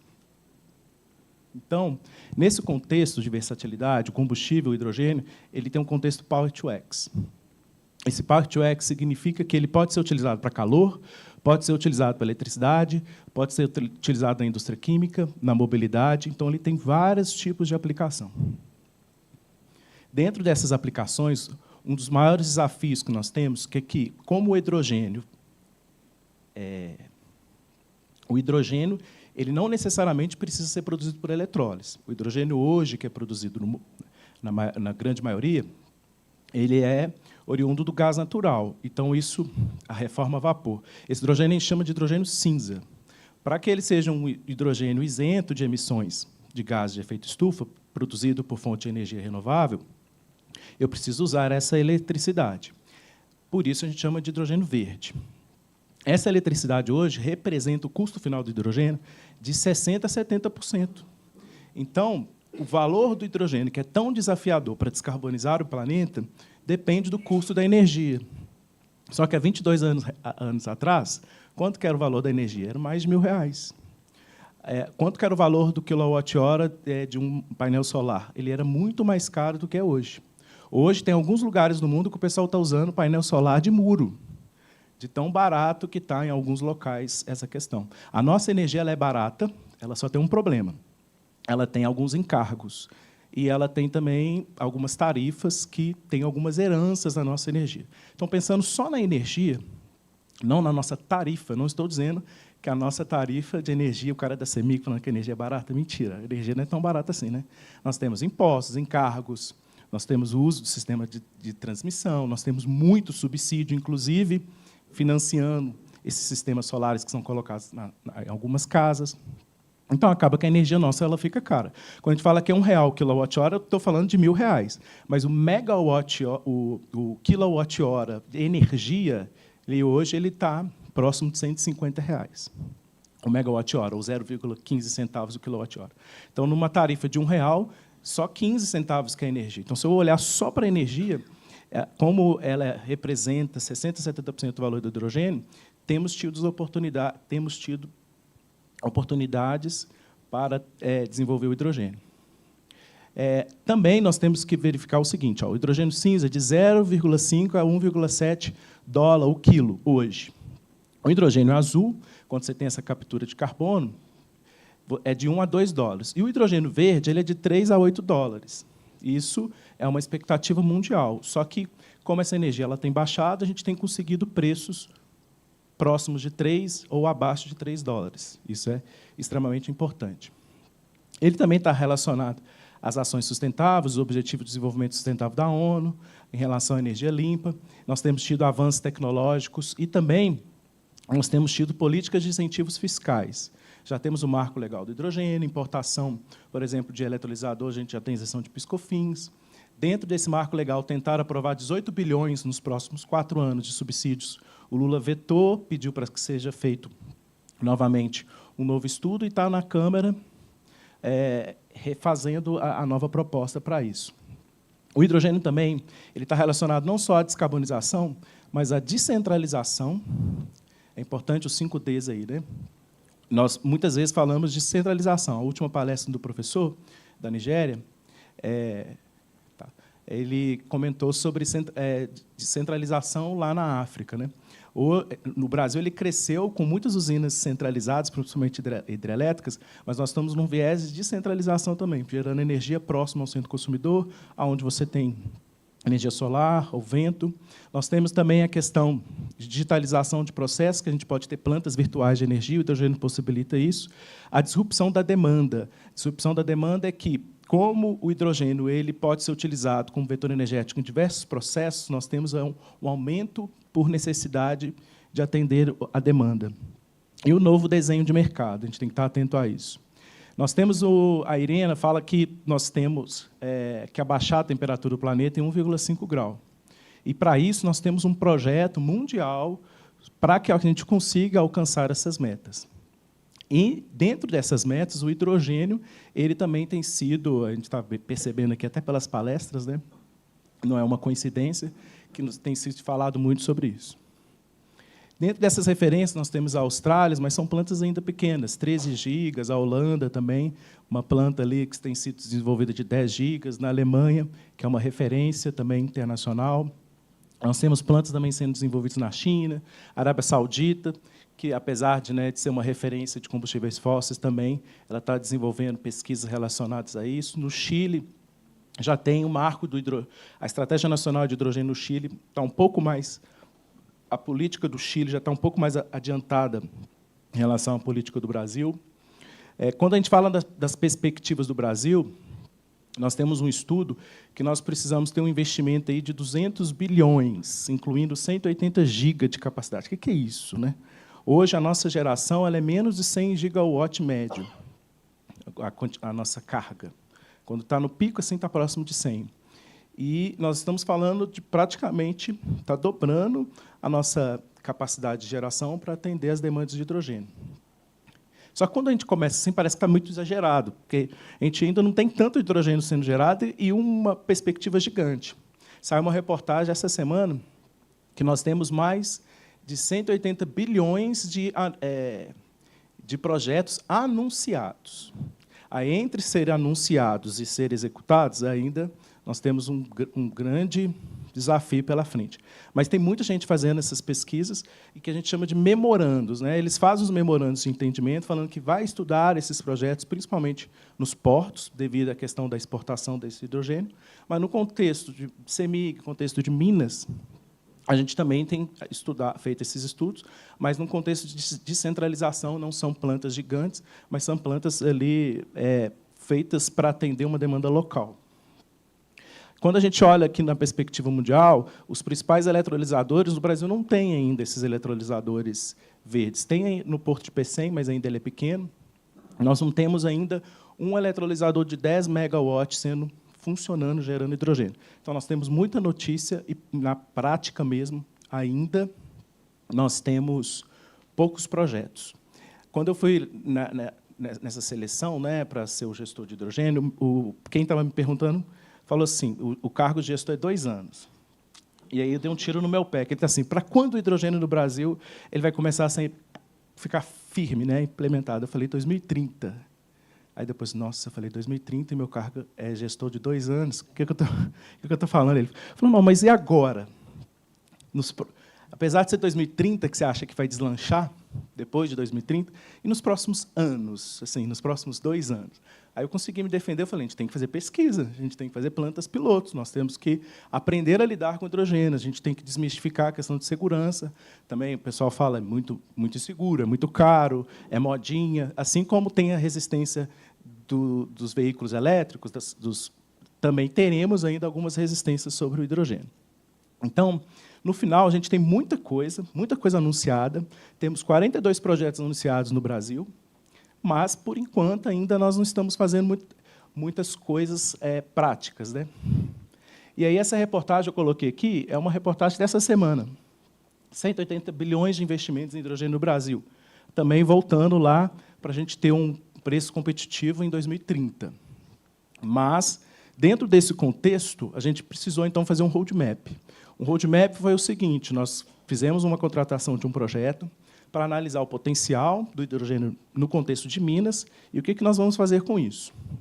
Aí, dentro dessas análises de mercado e potencial do hidrogênio, nós criamos metodologias e, nesse ano, a gente começou a identificar como que a gente vai fazer o nosso posicionamento e aplicação desse hidrogênio, que a gente chama isso de roadmap, né? Como aplicar o hidrogênio. Então, qual seria o papel da CEMIG dentro do contexto do setor elétrico, as ações do curto, do médio e do longo prazo. Então, a gente está nesse nível ainda de análise. Aí, dentro desses objetivos, de perspectivas, nós temos a CEMIG, que é uma referência de mercado, ela tem 100% de energia limpa, então a gente precisa se posicionar no mercado em relação a isso e tomar também as decisões de um polo tecnológico, capacitando também pessoas relacionadas, instituições e pessoas para lidar com o hidrogênio no curto prazo também.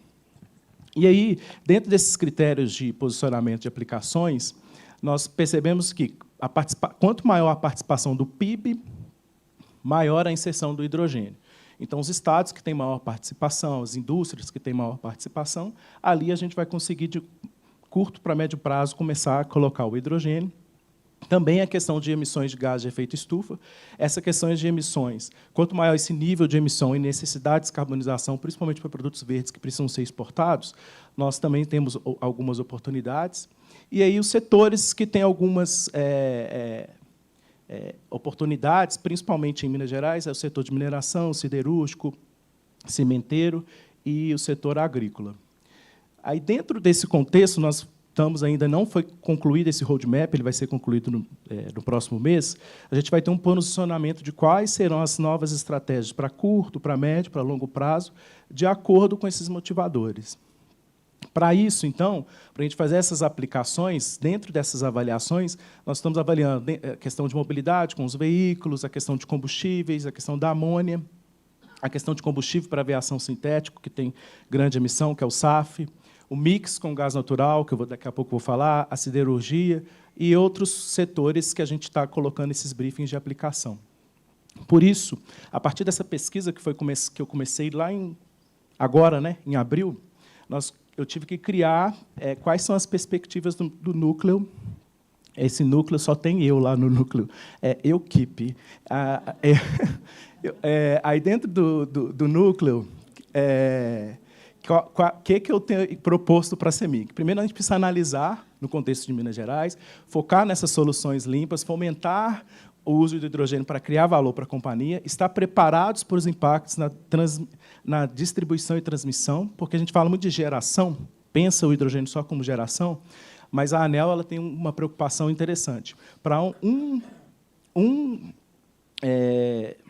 uma unidade energética a ser substituído, 1% de unidade energética a ser substituído no consumo final, representa um impacto de 5% no setor elétrico.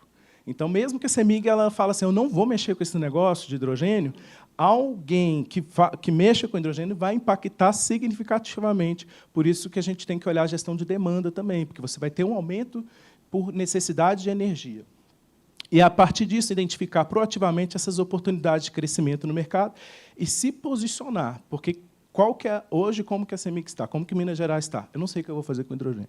Então, eu preciso me posicionar, eu preciso estudar, ter as universidades, ter as pesquisas, ter as instituições de pesquisa para se posicionar e criar novos mercados. Então, as teses de negócio que está sendo desenvolvida, que eu estou propondo, é a descentralização e essa disrupção da demanda, essas novas tecnologias e produtos verdes que nós estamos mapeando e a descarbonização de processos. Então, dentro dessas linhas, a gente está olhando hubs, usinas, ou também por eletrólise, ou também por reforma a vapor, e essas aplicações diversas que aqui sempre, eu acho que nas palestras, não preciso ficar repetindo, mas tem diversas aplicações de onde a gente pode utilizar o hidrogênio. Por isso, então, a gente tem o seguinte, nós já temos, desde 2023, esse roadmap que está em execução, que termina agora em setembro. Nós estamos criando um sistema piloto de produção de aplicação em processos térmicos industriais para identificar os impactos no setor industrial de você queimar o hidrogênio, porque as peças, os altos fornos, os queimadores, eles não estão adequados para isso. Estamos contratando um projeto do Bio H2 Verde, inclusive aqui no aterro sanitário, Juiz de Fora, não sei se vocês sabem, que a gente está produzindo hidrogênio por reforma a vapor, usando o biometano. E estamos desenvolvendo 3 plantas pilotos. Uma planta de 1 mega, uma planta de 10 mega, uma planta de amônia, e definindo os novos desafios que a gente vai lançar para o mercado para fazer essas produções. Sobre essas plantas pilotos, ela está dentro do contexto de uma chamada estratégica da ANEEL. A ANEEL ela fez uma chamada número 23, ela é a maior chamada de todos os tempos, 2,7 bilhões de projetos que estão sendo aí anunciados. Dentre 24 projetos, 15 são plantas pilotos no Brasil. Dessas 15 plantas pilotos, 2 estão conosco, que é com a CEMIG. E aí a gente fez uma apresentação dia 22/7, dia 16/9 eu vou saber o resultado. Então, eu estou dando spoiler aqui, mas eu não sei se vou ser aprovado, eu acredito que sim. E dia 26 a gente tem que confirmar a manifestação para, em 2025, começar a implementar esse projeto. Ali, no workshop da ANEEL, ela está avaliando impactos no setor elétrico, como que vai atuar essa rede de inovação, porque é a instituição, é a instituição de pesquisa, é o cliente final, até que a gente consiga, dentro de um projeto de pesquisa, que vai começar em 2025, o início de operação dessas plantas vai ser em 2027 e 2028. Aqui é um dos primeiros projetos, é uma planta de 1 mega, onde a gente tem ali um custo de energia próximo de R$ 220 o megawatt-hora. A gente vai produzir 18 kg por hora de hidrogênio, que representa de 4 a 7 dólares. Aqui tem uma rede de inovação que foi criada, junto com a Universidade Federal de Itajubá, o Senai, o Instituto Evaldo Lloyd, a Gasmig e a ArcelorMittal. A ArcelorMittal é um cliente aí que eu estou namorando, querendo casar com ele, mas ele está um pouco mais difícil. A gente pode fazer o projeto aqui em Juiz de Fora, porque tem a Arcelor em Juiz de Fora, ou provavelmente lá em João Molevade. Esse projeto é em torno de 60 milhões. Ele vai ser escalonado em fases, onde a gente tem, usando a universidade, a prova de conceito, teste, validações, a Universidade Federal de Itajubá, porque lá tem uma planta de 300 kW, até que, no segundo ano, a gente começa a fazer o projeto, a implementação, até que a gente começa a operar a planta a partir do 3º ano e desenvolve novos viabilizadores de negócio. Aqui é o custo estimado aproximadamente do hidrogênio que a gente está utilizando. A vantagem de a gente utilizar a verba de recurso do PDI é que 90% do CAPEX da planta está sendo pago por PDI. Então, é uma planta quase que de graça para o cliente final, para a gente poder fazer esses testes e identificar. Então, usando verba do PDI, o hidrogênio, que está em reais, mas normalmente fala em dólar, né? Ele está um pouco acima de 2 dólares. E, depois do recurso do PDI, se a planta continuar operando, ele está entre 3 e 4 dólares. Está bem competitivo. Para isso, então, a gente vai fazer a avaliação da capacidade operacional da rede, a qualidade de energia, porque você tem eletrolisadores que a gente tem problema de qualidade de energia, como que vai ser essa interação com a operação da rede, quais são os limites de conexão e estrutura atual. Nós temos também, dentro desse estudo, a análise operativa, com essas variações horárias e sazonais, e como que é a interação com a rede. Tudo isso faz parte de pesquisa. Aqui é só um exemplo de como que isso representa a descarbonização na unidade de João Molevade, de ArcelorMittal, quando eu faço a substituição do hidrogênio, um percentual de inserção em substituição ao carvão mineral, hoje, que é utilizado no forno. O uso da tecnologia, a gente tem feito essa justificativa. Normalmente, a eletrólise alcalina ela tem um custo de produção um pouco menor, mas a gente está usando a tecnologia um pouco abaixo, que é a PEM, exatamente para melhorar a eficiência dela. Então, temos a oportunidade de melhorar a eficiência energética sobre essa faixa de operação. E, em relação a essa escolha de PEM alcalina, né, hoje, pelo fato de já ser consolidada a alcalina, nós estamos fazendo um projeto de pesquisa para melhorar a eficiência energética da célula PEM, para deixá-la mais competitiva. Aqui é um esboço muito simples, porque essa é a planta que vai ser desenvolvida, e esse aqui é um esboço só para a gente entender, onde a gente tem a entrega de energia no retificador e água em paralelo. Então, energia e água, nós temos os módulos stacks ali, onde eu gero oxigênio e hidrogênio. Fazem uma separação, esse hidrogênio ele tem que ter um grau de pureza, então tem uma unidade de purificação, onde tem a saída, onde ele tem compressão e armazenamento. Se eu coloco muita compressão e muito armazenamento, o projeto vai ficando mais caro. Por isso que o ideal é você já produzir muito próximo de onde vai ser utilizado. Aqui são os indicadores de projeto de pesquisa que a ANEEL ela verifica do que vai ser alcançado, porque eu estou usando uma verba, né, entre aspas, pública, para fazer o projeto, e eu tenho que alcançar alguns indicadores. A princípio, a gente não está alcançando os indicadores só das startups, porque nesse projeto nós não temos startups. Fazer uma planta piloto envolve não só a produção final da molécula de hidrogênio. Nós temos uma árvore de produtos que vai ser desenvolvida. Então, nós temos uma metodologia com vários métodos que vão ser desenvolvidos, aprender a lidar, manual de operação, treinamento, etc. Nós temos que implementar, então, nós temos que fazer a viabilidade econômica, fazer projeto de engenharia, fazer os sistemas de produção, certificar esse hidrogênio. Ou seja, são vários pontos que vão ser desenvolvidos. Criar software, modelagem, arquitetura, até que a gente faça um modelo de inserção, de capacitação no mercado. Dentro também desse modelo de inserção, nós temos um modelo de operação assistida, onde vai ter esses planos de capacitação, até que a gente tenha um atlas do potencial. Esse projeto que a gente está desenvolvendo com a ArcelorMittal, ele é um projeto que eu vou misturar o hidrogênio na infraestrutura da Gasmig, no ramal de entrada do gás natural. Então, se eu coloco 10% de hidrogênio em relação ao gás natural, eu descarbonizo 25%. Então, a gente precisa aprender a lidar com esse blend e identificar os gargalos que existem na infraestrutura atual, porque o percentual de mistura de hidrogênio com gás natural, na literatura, é uma coisa, 15% a 20%, e, na prática, a gente vai ter que fazer isso. Então, o terceiro projeto que a gente está avaliando é uma planta de amônia. A gente está estudando como fazer esse tipo de implementação. Para isso, hoje, por que planta de amônia? Porque a amônia, no Brasil, 80% dos fertilizantes eles são, hoje, importados, dos quais 35% são nitrogenados. Esses fertilizantes eles já têm valor agregado. A Petrobras ela fez um processo, nos últimos anos, com a intenção de ser privatizada, ela parou de investir nesse tipo de fertilizantes. Então, o Brasil hoje depende de importação, e existe também uma questão da guerra lá da Rússia com a Ucrânia, que afeta a questão de fertilizantes. Então, já tem valor agregado aos nossos fertilizantes internos, inclusive esses fertilizantes verdes. Então, produzir a amônia através do hidrogênio já é um mercado que a gente entende que tem competitividade final para a gente vender essa amônia. Então, a gente está desenvolvendo um projeto, só que ele é um pouco mais complexo. E produzir hidrogênio é complexo. Produzir amônia é complexo, então a gente está fazendo essa análise. Em qual sentido? Dentro de uma usina, para a gente ter não o custo de encargos, para não ter aqueles custos da tarifa cara da energia, para a gente só ter o custo da energia em si, para essa amônia ficar competitiva. O projeto que a gente também submeteu na ANEEL é um projeto mais comercial, ele é um projeto que a gente não tem certeza ainda se ele vai para frente, porque ele depende muito da Air Liquide. É um projeto com a EDF, que é uma empresa de distribuição francesa, junto com a FGV, Parque Tecnológico Itaipu, a Universidade Federal do Rio de Janeiro, onde a gente entrega esse hidrogênio para a Air Liquide, que é uma fornecedora de gás. Só que, para ela estar dentro desse projeto, apesar dela estar interessada, depende do valor final do hidrogênio. Então, a gente está nessa parte de negociação de quanto que está custando esse hidrogênio. Ali, nesse projeto, então, a gente tem que fazer um mapeamento do mercado, fazer os estudos energéticos, fazer todas essas projeções e também fazer os estudos elétricos de quais são os impactos da inserção dessas plantas, seja em regime permanente ou em regime transitório.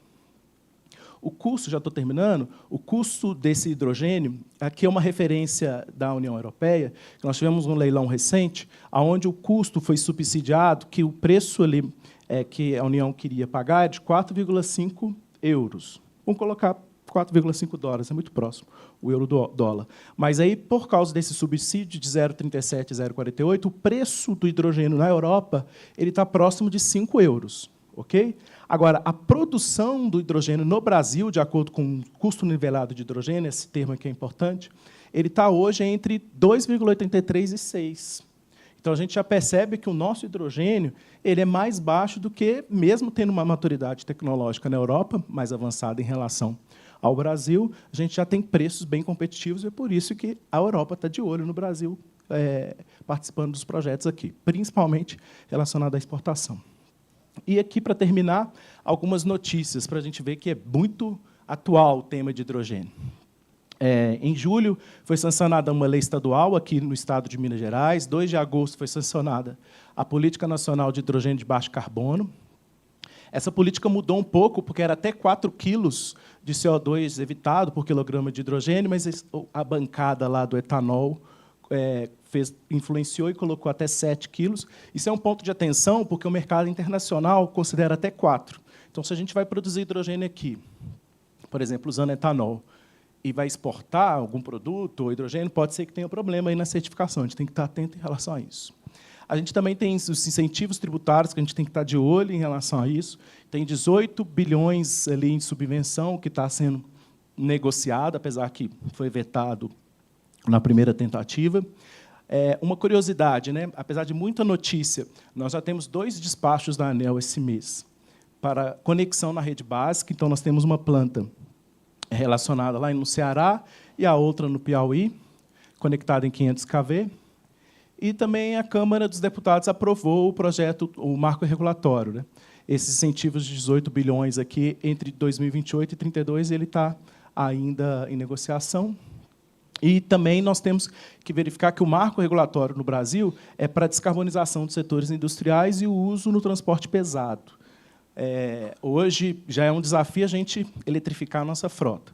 Pensar em usar hidrogênio num veículo leve é mais desafiador ainda, mas o hidrogênio ele tem uma vantagem. Ele é rápido na recarga, diferente das baterias, e ele também dá uma autonomia muito maior que as baterias.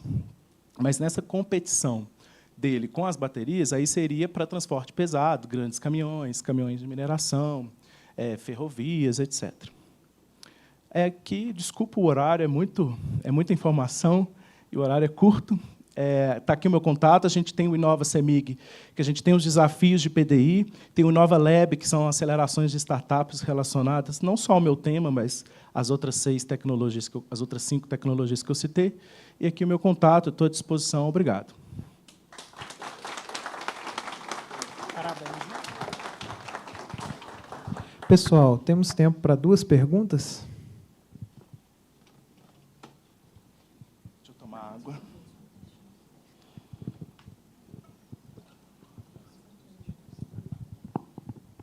Eu sou o Yuri, da UFJF. Primeiro, eu gostaria de parabenizar a sua apresentação.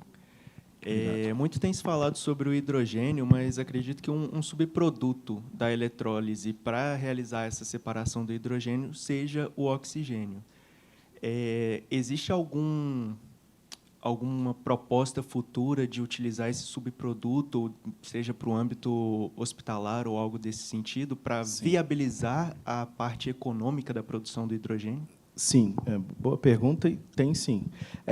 O oxigênio não agrega tanto valor, mas quanto mais valores a gente for agregando, o que a gente tem que preocupar muito é com a troca de calor, que você tem uma perda significativa de calor e você tem que utilizar aquele processo de perda de calor em um processo térmico. Então, isso melhora muito a eficiência da planta. Em relação ao oxigênio, a gente tem, inclusive, um projeto de pesquisa que a gente está desenvolvendo com o Hospital das Clínicas, onde a gente vai usar água de hemodiálise, e essa água de hemodiálise vai produzir energia ali através de célula combustível, depois que virar hidrogênio, e o oxigênio, aí é um ponto de atenção, porque o oxigênio hospitalar ele tem um grau de pureza e de certificação muito rigorosa. Então, no projeto de pesquisa, a gente está fazendo essa análise para identificar esse grau de pureza. Aquela planta que eu mostrei rapidamente, a gente não tinha purificação do oxigênio. Então, a gente poderia, vamos supor que essa planta ela esteja dentro de uma siderurgia, queimando ali o hidrogênio. Então, aquele oxigênio ele pode ser utilizado na queima. Então, dá para ter aproveitamento. Mas ele pode ser utilizado em processos que precisam de um oxigênio mais puro, e a gente está desenvolvendo um projeto em relação a isso. Perfeito, obrigado. Só passar aqui para a segunda pergunta. Boa tarde. Boa tarde. Matheus Aiello, aqui da UF, Universidade Federal Fluminense. Parabéns pela apresentação. Foi bem interessante ver esse panorama técnico e político do ponto de vista do hidrogênio verde. Obrigado. A dúvida que eu tenho é porque eu já cheguei a mexer um pouco, pesquisar um pouco a parte de hidrogênio verde, uma época que eu fiquei na FGV Energia. E uma problemática que levantavam muito, pelo menos nesse tempo que eu estava lá, era a questão do transporte. Né, que é um desafio você transportar ele para outras localidades. Aí tinha essa questão de você fazer o retrofit dos gasodutos, por exemplo, seria muito difícil, né? Tem a questão da porosidade muito menor do hidrogênio. Aí tinha propostas de transformar em amônia, leva, e depois de lá vai de amônia para hidrogênio verde, mas isso seria algo desafiador, que acaba encarecendo. E gostaria de saber qual o panorama atual, porque a gente sabe que hoje em dia o ciclo tecnológico ele é muito rápido para atender essas soluções assim. Teve uma hora no projeto da Reliquid, eu passei rápido lá, dentro do estudo que a gente está fazendo, identificar as oportunidades de plantas centralizadas e descentralizadas. Quando a gente pensa em plantas centralizadas, grandes hubs, principalmente nos portos, ali é uma situação porque você vai ter que transportar aquele hidrogênio que provavelmente não vai ser hidrogênio, que a gente vai mandar para a Europa, vai ser amônia, etc. Porém, no contexto mineiro, aí volta dos 5Ds, eu tenho percebido a necessidade de plantas descentralizadas, exatamente para você reduzir esse custo de transporte e armazenamento. O que significa isso? Plantas menores, de acordo com a demanda do cliente. Então, eu brinquei que eu estou namorando com a Arcelor, eu quero pôr uma planta de um eletrolisador dentro da Arcelor. A Arcelor, até eu falar isso com ela estava gostando de mim. Porque ela, eu estou fazendo o projeto, está lá na Unifei, está lá no Senai, tudo bonito. Aí eu falei, não, a planta tem que estar na sua instalação. Ela, não, calma, não é tão simples assim. Então, a gente tem olhado exatamente para esses clientes. A Arcelor, Usiminas. Usiminas, eu acho que é perfeito o case lá, porque a Usiminas ela já usa hidrogênio. Então, o hidrogênio que ela recebe vem da planta de Timóteo para Ipatinga e é hidrogênio em carreta, e é um hidrogênio cinza. A gente está falando, Usiminas, eu vou fazer um hidrogênio dentro dessa planta, hidrogênio verde. Ele vai ter baixo custo, porque é verba de PDI, e eu vou ter essa análise que eu preciso fazer junto com o projeto da Gasmic, que é, se você for transportar não com uma tubulação exclusiva de hidrogênio, mas transportar através da tubulação de gás natural, eu tenho que saber os impactos desse hidrogênio, que ele é corrosivo até um determinado percentual. Então, no contexto atual, a minha intenção da palestra hoje foi mais falar assim, o que está acontecendo hoje. Hoje a gente precisa de pesquisa, a gente precisa de cientistas, a gente precisa de análise, e não só na academia, mas em campo, fazendo o projeto em campo e evidenciando esses dados para desmistificar, às vezes, e tirar essas dúvidas, esses receios. Mas, no contexto assim, mundial, pensando em transporte, provavelmente vai ser questão de amônia. Perfeito, muito obrigado. Valeu. Nós temos uma última perguntinha rápida que foi enviada aqui pelo canal do YouTube, né? Então, o Marco Antônio Delgado, que está nos acompanhando, muito obrigado, Marco. Está escrevendo lá de Peru, né? Do Peru, Lima.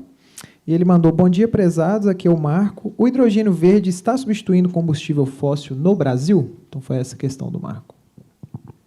Esse substituindo, a gente pensa no tempo presente, né? Eu responderia que hoje não. Mas, no futuro, sim. Por isso que a gente usa a expressão de que ele é um combustível do futuro. E por quê? Porque as fontes renováveis... Aí não é o hidrogênio. As fontes renováveis de energia, lá no início da palestra, as fontes renováveis de energia estão substituindo os combustíveis fósseis. Hoje, 85% da nossa energia, não da nossa matriz energética, da nossa matriz elétrica, é renovável. Então, a partir do momento que eu estou tendo essa sobreoferta, inclusive de vários projetos que foram anunciados e que não estão sendo viabilizados porque você não tem demanda para o mercado, ao eu criar essa demanda de mercado, eu tenho energia para produzir esse hidrogênio. Então, pensando no futuro, aí é uma pergunta difícil de responder se vai ser 2030 ou se vai ser 2050. Mas aí eu comecei a falar sobre... Quando eu entrei na CEMIG, eu lembro de um professor no meu laboratório de energia fotovoltaica. O professor ele mostrou e pôs a mão em cima, assim, era um laboratório aberto, né? O sol batendo, ele colocou a mão, a placa parou de funcionar. Ele falou: esse trem aqui é muito caro, só serve para quando você não consegue levar energia para acender lâmpada onde a energia não chega na zona rural. Isso há 20 anos atrás. E imagina um professor falando isso hoje sobre isso, né? A questão do hidrogênio, a gente está muito nesse ponto. Muita gente colocando a mão, falando assim, esse negócio é muito caro, não serve para nada. Mas não só a palestra aqui, mas outros colegas que estão palestrando, e se vocês olharem as notícias e olharem os memorandos e olharem os anúncios que estão sendo, e se forem lá no Ceará, agora no Porto de Pecém, a gente vai ver que é uma realidade urgente e que eu entendo que nos próximos 5 anos a gente vai ver muito mais hidrogênio aí do que a gente está falando aqui agora. Muito bom, muito obrigado. Então, pessoal, vou encerrar aqui a sessão, né? Vamos agradecer novamente o Thiago pela excelente palestra.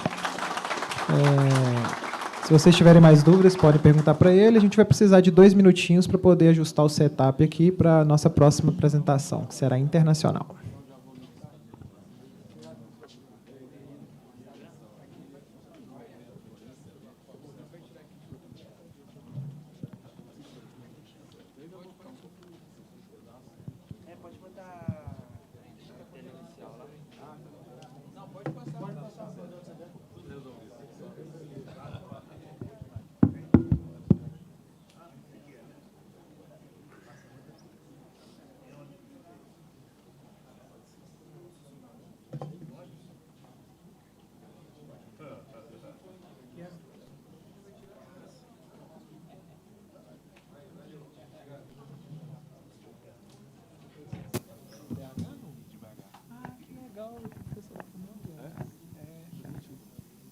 Você deu aula de quando agora?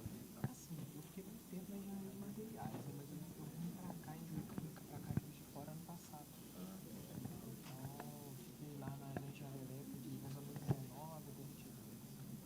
Muito bom. Eu formei em 2014. Ah, beleza.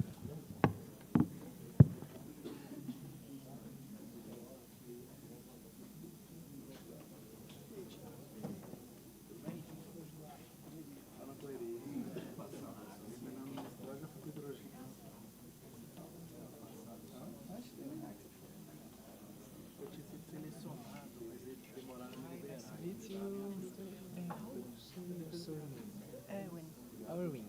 Okay, thank you so much. Are you introducing me? Yes, my name is Alan. I'm a professor here at the University of Juiz de Fora. So I am a chairman in this section, so I will introduce you. Thank you so much. If you understood, you presenting your own computer, right? Yes, I am. So they're just setting me up. They said me that you have a video to present, so I can support you. I think as well, the young man sat there, he might have any support as well. Great. Negócio de gestão ambiental, é que eu tenho que aplicar o artigo do texto de ciência ambiental.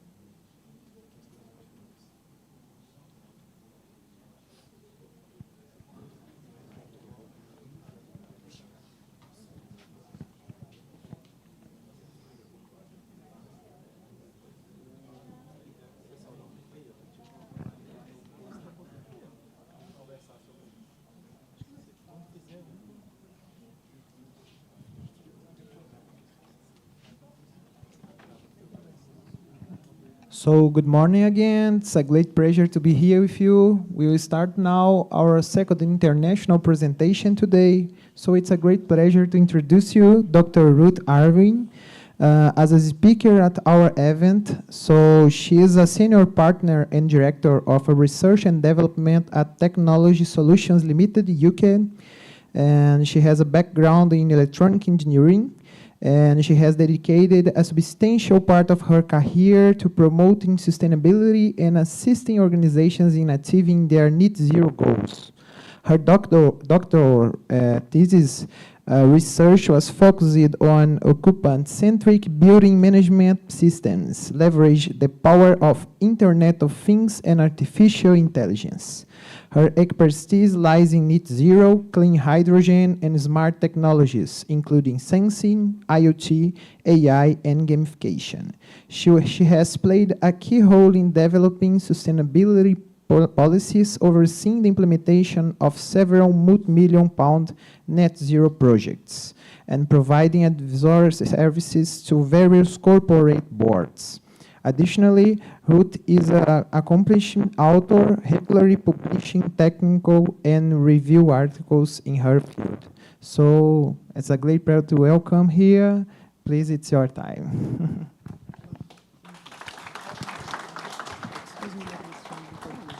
That good. Thank you. Enjoy your presentation. Bom dia. Bom dia. Sorry, that's my limit of Portuguese. It is a pleasure to be with you today. My name is Dr. Ruth Irwin, and I'm going to be talking to you about the transition to just green hydrogen across Africa. Before I do that, though, I'm going to start by telling you a little bit about myself. So, by background, I am an electronic engineer, but I have expertise in, as they said, my PhD is looking at reducing energy consumption in the built environment, utilizing technologies. So to explain what that means, it's using technologies such as the Internet of Things, IoT, sorry, the Internet of Things is IoT, smart technology, artificial intelligence, and other technologies to reduce how much energy we're using. And that can be in value chains, it can be in buildings, it can be supply chains or infrastructure. And as we reduce that energy consumption, obviously we reduce the carbon emissions. I've worked with lots of organizations on multi-million-dollar projects. So some of them are oil and gas companies, local governments within the UK, universities, lots of different organizations, particularly on decarbonisation, so helping organizations to take that journey, that transition.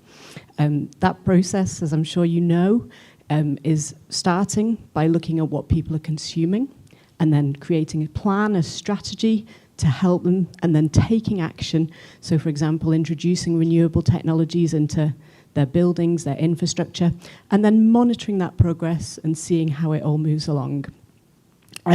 Today, that's not what I'm going to be talking to you about. Obviously, I'm going to be talking specifically about hydrogen. We are, as a company at Technology, we are working on a number of projects in this field, and I will touch on them briefly as we go through. Technology is an organisation, we're part of a number of partnerships. One is called the Just Green Africa programme, and another one is the African Hydrogen Project. African Hydrogen Partnership. So my presentation, I'm going to introduce hydrogen. Now, Tiago, I think, is that how I say your name? You've stolen my thunder. You've pretty much presented most of my presentation. So I'm going to repeat some of the things you've already heard, but actually the best way to learn, the best way to understand is to hear things multiple times. Maybe my images are slightly different and maybe some of the examples will differ slightly. I'm going to look particularly at how this relates to Africa, and I think it's really important today that I'm talking about Africa, but actually there are significant similarities for Africa and Brazil. You have similarities in your infrastructure, you have similarities in your capacity for renewable energy, and also in your heavy industry that you already have here. So there are lots of similarities and there are lots of opportunities for lessons learned from Africa's current journey. I'm going to be looking, as I mentioned, at a specific project. That's the Just Green Africa project. And then I'm going to look at some other initiatives that are going on in Africa, and I'll touch briefly on natural hydrogen. So, to start us off, I'm going to introduce hydrogen. So, as I'm sure you know, hydrogen is the most, or one of the most abundant elements in the world, in the whole of the earth. It is commonly found with water, because it is an element that likes to chemically bond with other things. But it's not only found with water, we can find it with other hydrocarbons. For example, methane is one example, but there are many. Now, to get pure hydrogen, we need to do a chemical reaction. That reaction will break the chemical bonds, and it requires a significant amount of energy. So we have to input energy to achieve that. There are lots of processes that allow us to create hydrogen. The most common is steam reforming, where we use fossil fuels combined with high-pressure steam, and that gives us the output of pure hydrogen. It also gives us some byproducts which are not so positive. So it gives us carbon monoxide and it gives us carbon dioxide. So this process is generally considered to be quite dirty, polluting, very high in greenhouse gases. An alternative process, which is also common, is that of electrolysis. So that is taking water and using electrical energy to break the bonds in the water, and that creates hydrogen and oxygen. And I know at the end of your presentation, you touched on the use of that oxygen, or uses, potential uses. So a really important misconception about hydrogen. Hydrogen is not an energy source in and of itself. It's an energy carrier. So to get the energy from hydrogen, we can either combust it or we can use fuel cells. So that actually makes hydrogen very, very versatile because we can store it, so we can use it as an energy store. We can also use it as an energy transporter, so to carry energy from one place to another.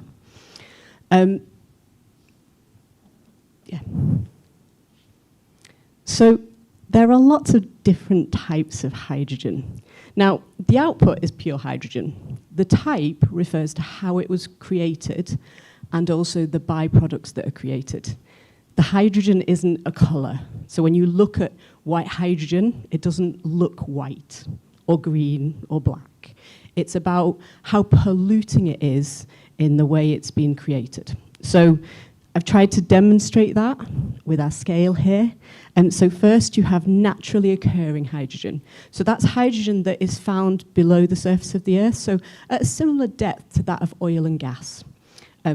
As the name suggests, it occurs naturally. We have not made it. And actually, it's a really great resource, if found, because it refills itself over time, over quite a short time. The next is one that we've typically heard a lot of already today. That's green hydrogen. Now, green hydrogen is produced through electrolysis. So you take your water, you split it using electricity, and you get the output of hydrogen and oxygen. If the electricity was gained through renewable energy, there is no negative. So it is green because it doesn't produce carbon dioxide. So it's not got carbon emissions. Next on the scale, we have turquoise hydrogen. Now, that is produced through a process called methane pyrolysis. And that produces hydrogen and solid carbon. Now, that solid carbon is not negative. It can actually be used as a product for other processes. But because it's not a gas that's emitted into the atmosphere, it's not polluting. So that's why it's, on our transition, it's not as good as green hydrogen, but it is still a good version of hydrogen. And it's very significant that that was found quite recently through research at a university. So, you know, what you guys are doing, the research that you're doing can come up with really significant research finds. Next we have, well, I'm going to skip. Next we have blue hydrogen, but I'm going to skip over to grey hydrogen. So grey hydrogen is the one which we most commonly use. It's the one that pretty much everyone's referring to when they talk about hydrogen in heavy industry. And grey hydrogen is produced using fossil fuels and the steam reforming. The output is obviously hydrogen, carbon monoxide, and carbon dioxide, so it is very polluting. But if we take a step backwards, we can actually get blue hydrogen, so that is created through the same process, but then an additional technology is used called carbon capture. There are many different forms of how carbon capture is achieved, but what it does is it captures some of the carbon dioxide that's emitted as the byproduct of that process. Now, the percentage varies through different technologies. It can be as low as 20%. It can be up to 100, but it's more likely to stop around about 80%. So again, blue is a transitional version of the green hydrogen that we want to get to. So it's really important that we know, we understand these, because the IEA says that if we were to today stop using grey hydrogen and move to green hydrogen, we would actually save 300 megatons of carbon per year. So that's a huge amount of carbon emissions that we would save. Now, that transition is not possible today and tomorrow. It is a journey. It's going to take multiple years. But each of these different versions of hydrogen are going to get us closer. Now, if we were to make that transition today and stop using grey hydrogen and move entirely to green, the amount of renewable energy that would be required for the electrolysis process is equal to that of the whole of Europe's demand for a year. So it's not a quick transition, is my point. So hydrogen is very versatile. It can be used in so many different industries, so many different areas, and already is. Hydrogen is already used in a lot of heavy industry, so steel, cement, chemical refineries. It can be used in transportation, particularly long-haul transportation. So we're looking at fuel cells for large trucks, trains, buses. I'm sure you've also heard of the recent flight tests where it's being used as a fuel for aviation. Obviously, that's a slow process because it needs to be done safely. We don't want any exploding aeroplanes filled with hydrogen. So it's a process, but actually there is so much opportunity for hydrogen. So, as I just started to mention, there are lots of advantages to hydrogen. And I'm going to start initially by talking about hydrogen in general. So not talking about a colour. So hydrogen is very versatile. It is, as we've already said, very abundant. So it's already used in many different areas, many different industries. But if we then want to start looking at specific versions of hydrogen, so green hydrogen, it does have significant advantages over grey hydrogen. Of course, the most obvious is it doesn't create carbon dioxide, so it's low polluting. But, other things is obviously because it's not tied to fossil fuels, it's not impacted by geopolitical conflict. So we don't have the same issues as we might have with, for example, the Ukraine war and the impact that's had on our fossil fuel supply. It's not going to run out because obviously it's being produced using renewable energies. But there are disadvantages. We need a huge amount of energy to create green or low carbon hydrogen. And that comes from renewables, which are not always reliable and not always dependable. So that does create a difficulty and a challenge. At the moment, it is more expensive. And that, in part, is due to the technologies, the renewable technologies that we need. It's also due to the cost of the electrolyzers. It also includes the cost of transportation if it's not used locally, and the infrastructure that doesn't yet exist in every place. But over time, it is likely that between 2025 and 2050, the cost of green hydrogen is likely to halve. Obviously, fossil fuels do give us certain advantages. We have the infrastructure. We already know how they work. They are dependable currently in their supply. But there's massive disadvantages. The impact of geopolitical conflict, and also they're not helping us on our journey to decarbonisation. So, Africa. Africa presents us with a real opportunity to begin our energy transition, or at least to speed it up, to reduce our carbon emissions and to start on that journey. There is huge traction across Africa right now for carbon projects. 52 low-carbon projects in Africa, producing 7.2 million tonnes of hydrogen by 2035. There's a huge amount of investment in electrolyzer technology, in the development of it locally.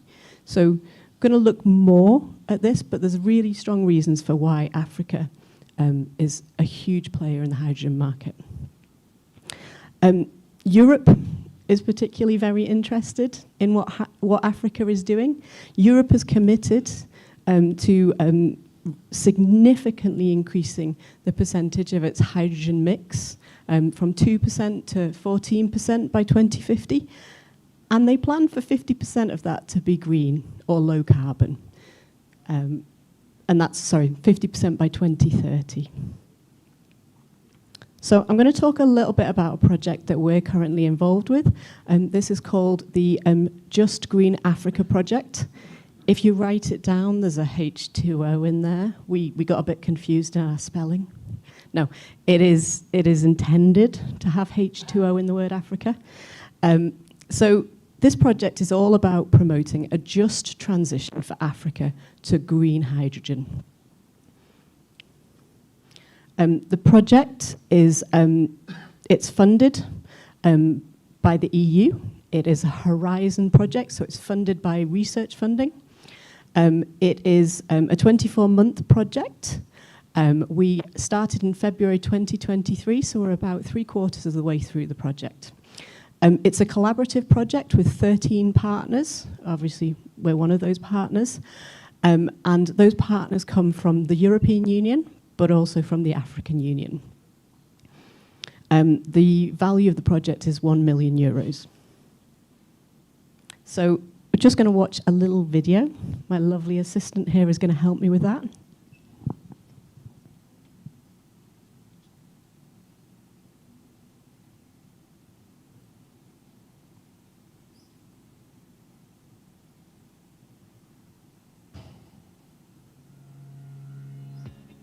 Climate change and current global energy scenario are demanding an urgent change in global approach to produce energy and to provide it to different industrial sectors. In this sense, power to hydrogen and renewable hydrogen production is gaining more and more interest. Europe is promoting renewables and hydrogen as key energy vector for its ambitious decarbonization goals. In the recent REPowerEU plan, European Commission is foreseeing to need up to 10 million tons of low-carbon hydrogen produced in Europe and 10 million tons imported from extra-EU countries. Due to its great renewable potential thanks to large open sunny spaces along windy coastlines, many regions in Africa offer a great potential for producing low-cost green hydrogen. In this sense, the main object of Just Green Africa is to develop mutual benefit renewable hydrogen roadmaps between Europe and Africa. The ambition of the project is indeed to promote a just renewable hydrogen transition being sustainable from an economic, environmental and social point of view, avoiding any risk of colonization from European hydrogen actors, respecting local water and land resources and developing a local low-carbon hydrogen manufacturing value chain. The project, coordinated by Thermochemical Power Group of University of Geneva, is composed by hydrogen key players from Europe and Africa, with different experiences at modeling and road mapping level. Just Green Africa has indeed 4 main pillars. To model African renewable hydrogen. To develop roadmaps at national and continental. To support the creation of a local green hydrogen value chain. To engage African and European stakeholders. The project is divided in 3 phases. 1. The assessment phase. 2. The modeling phase. 3. The road mapping phase. Stakeholders' role is crucial in Just Green Africa, and they will be involved in all 3 phases of the project and in all project activities, defining the most interesting sector and areas where to promote low-carbon hydrogen, as well as validating project results via specific workshops and surveys. Furthermore, Just Green Africa will realize a stakeholders platform to facilitate the interaction between European and African hydrogen actors to develop joint projects and collaboration. The ambition of the project is indeed not only to develop renewable hydrogen policies and promote knowledge sharing in this sector among the 2 continents, but to support the effective deployment of renewable hydrogen projects to promote an effective and just renewable hydrogen transition.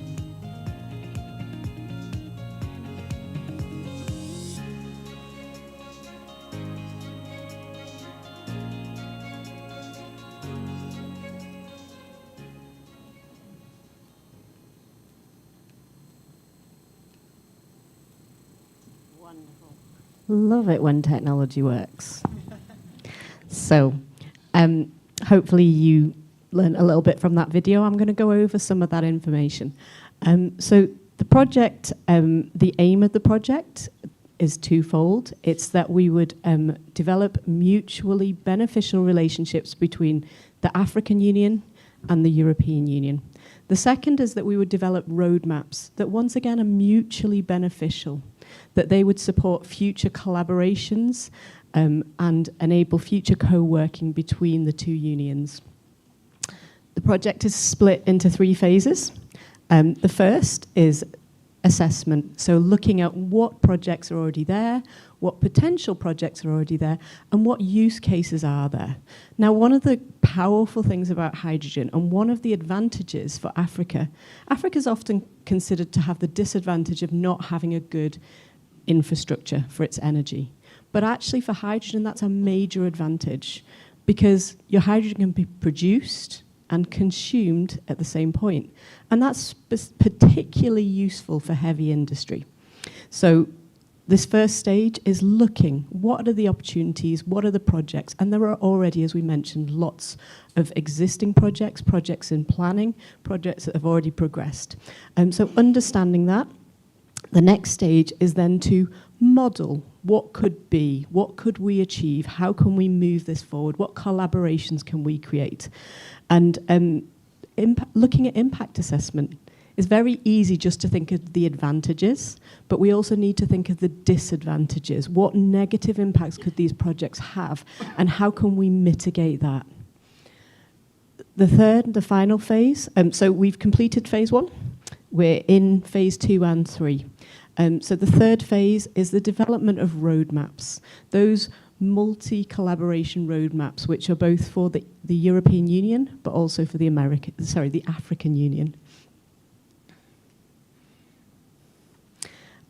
Huge amount of collaboration already going on. Not all of it as public as this. A lot of it is, sat behind computer screens having our Teams chats. Some of it face-to-face. But huge amount of collaboration going on between the 13 partners, but also the stakeholders, the individuals on ground in the areas that we're looking at. So why Africa? You might be asking, why particularly is Europe interested in Africa? Why might you be interested in learning from Africa?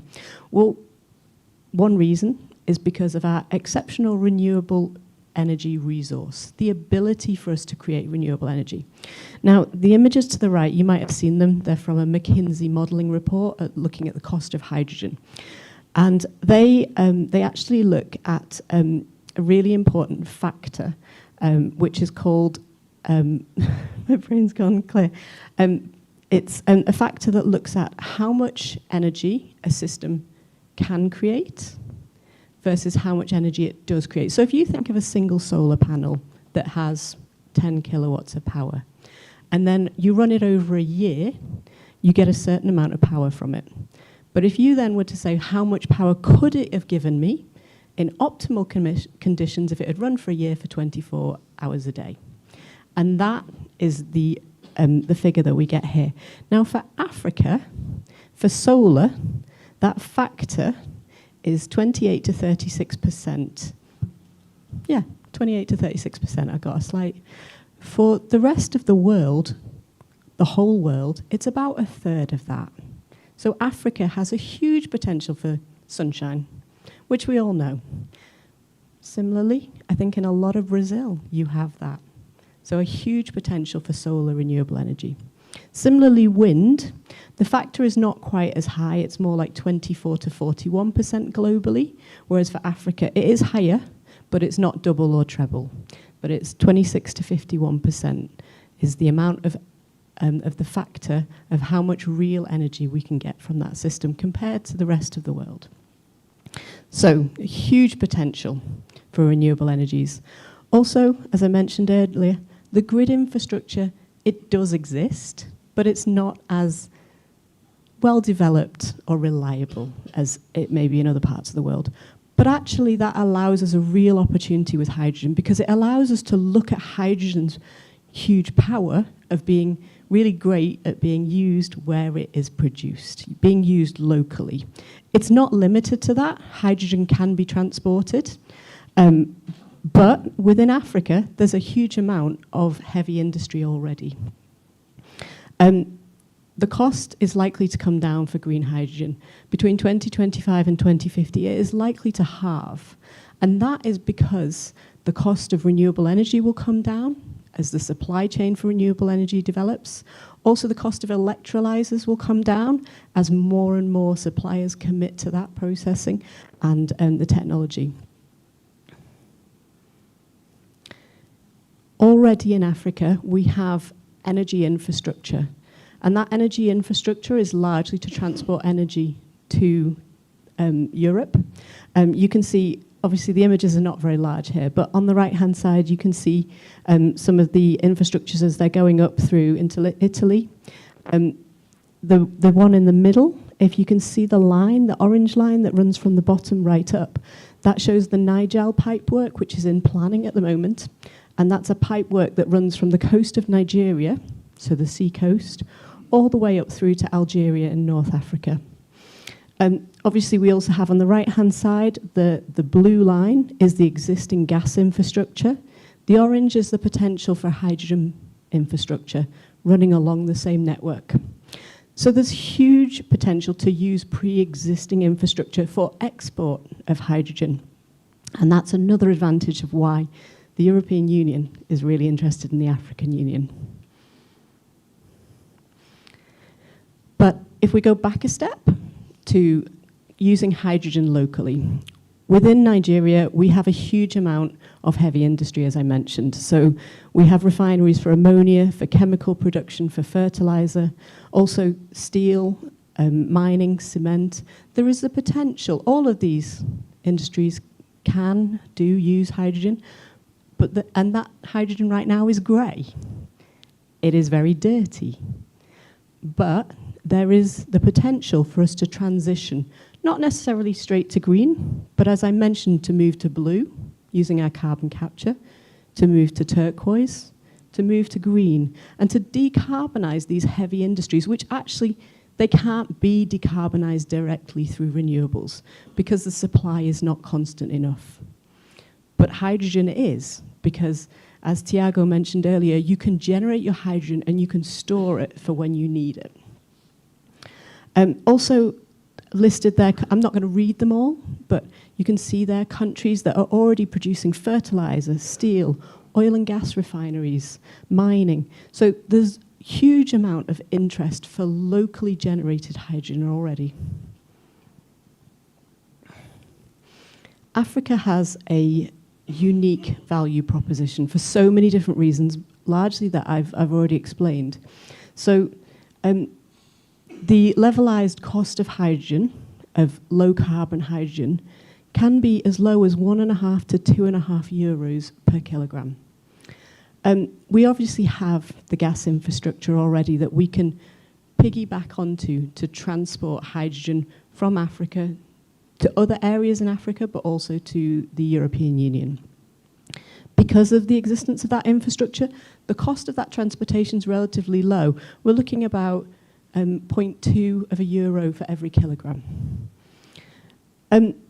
We have, as I mentioned, that significant amount of existing industry already in Africa that is very happy to use the low carbon hydrogen locally where it's generated. Also, Africa's position on a lot of shipping routes is on or close to a lot of pre-existing shipping routes. So actually, it's not just Europe that's interested in the hydrogen that could be produced in Africa, but lots of other nations have already begun to show an interest in whether or not they can develop networks and shipping routes so that they can take advantage of the hydrogen produced, the low carbon hydrogen produced in Africa. Now, another one that I'm going to mention briefly is there is the potential for natural hydrogen reservoirs in Africa. So as I mentioned, that is below ground level. There are reservoirs, caves, essentially, that over time, natural hydrogen has been produced. There are already examples of this, and I'll touch on them in a minute. So these are just some figures to help you to understand the potential of green hydrogen and low carbon hydrogen in Africa. So if we were able to tap into Africa's potential for renewable energies, we could produce in a year 1,230 gigawatts of power annually. If all of that went into the production of green hydrogen, let's just go with the simple version for now, we could produce 50 megatons of green hydrogen. In turn, if all of that green hydrogen was then used in heavy industry, we could produce 140 million tons of green steel and 160 million tons of green fertilizer. All green right now, no carbon emissions. That in turn reduces the carbon emissions from those industries by 500 million tons per year. I'm going to repeat that figure because I think that's phenomenal.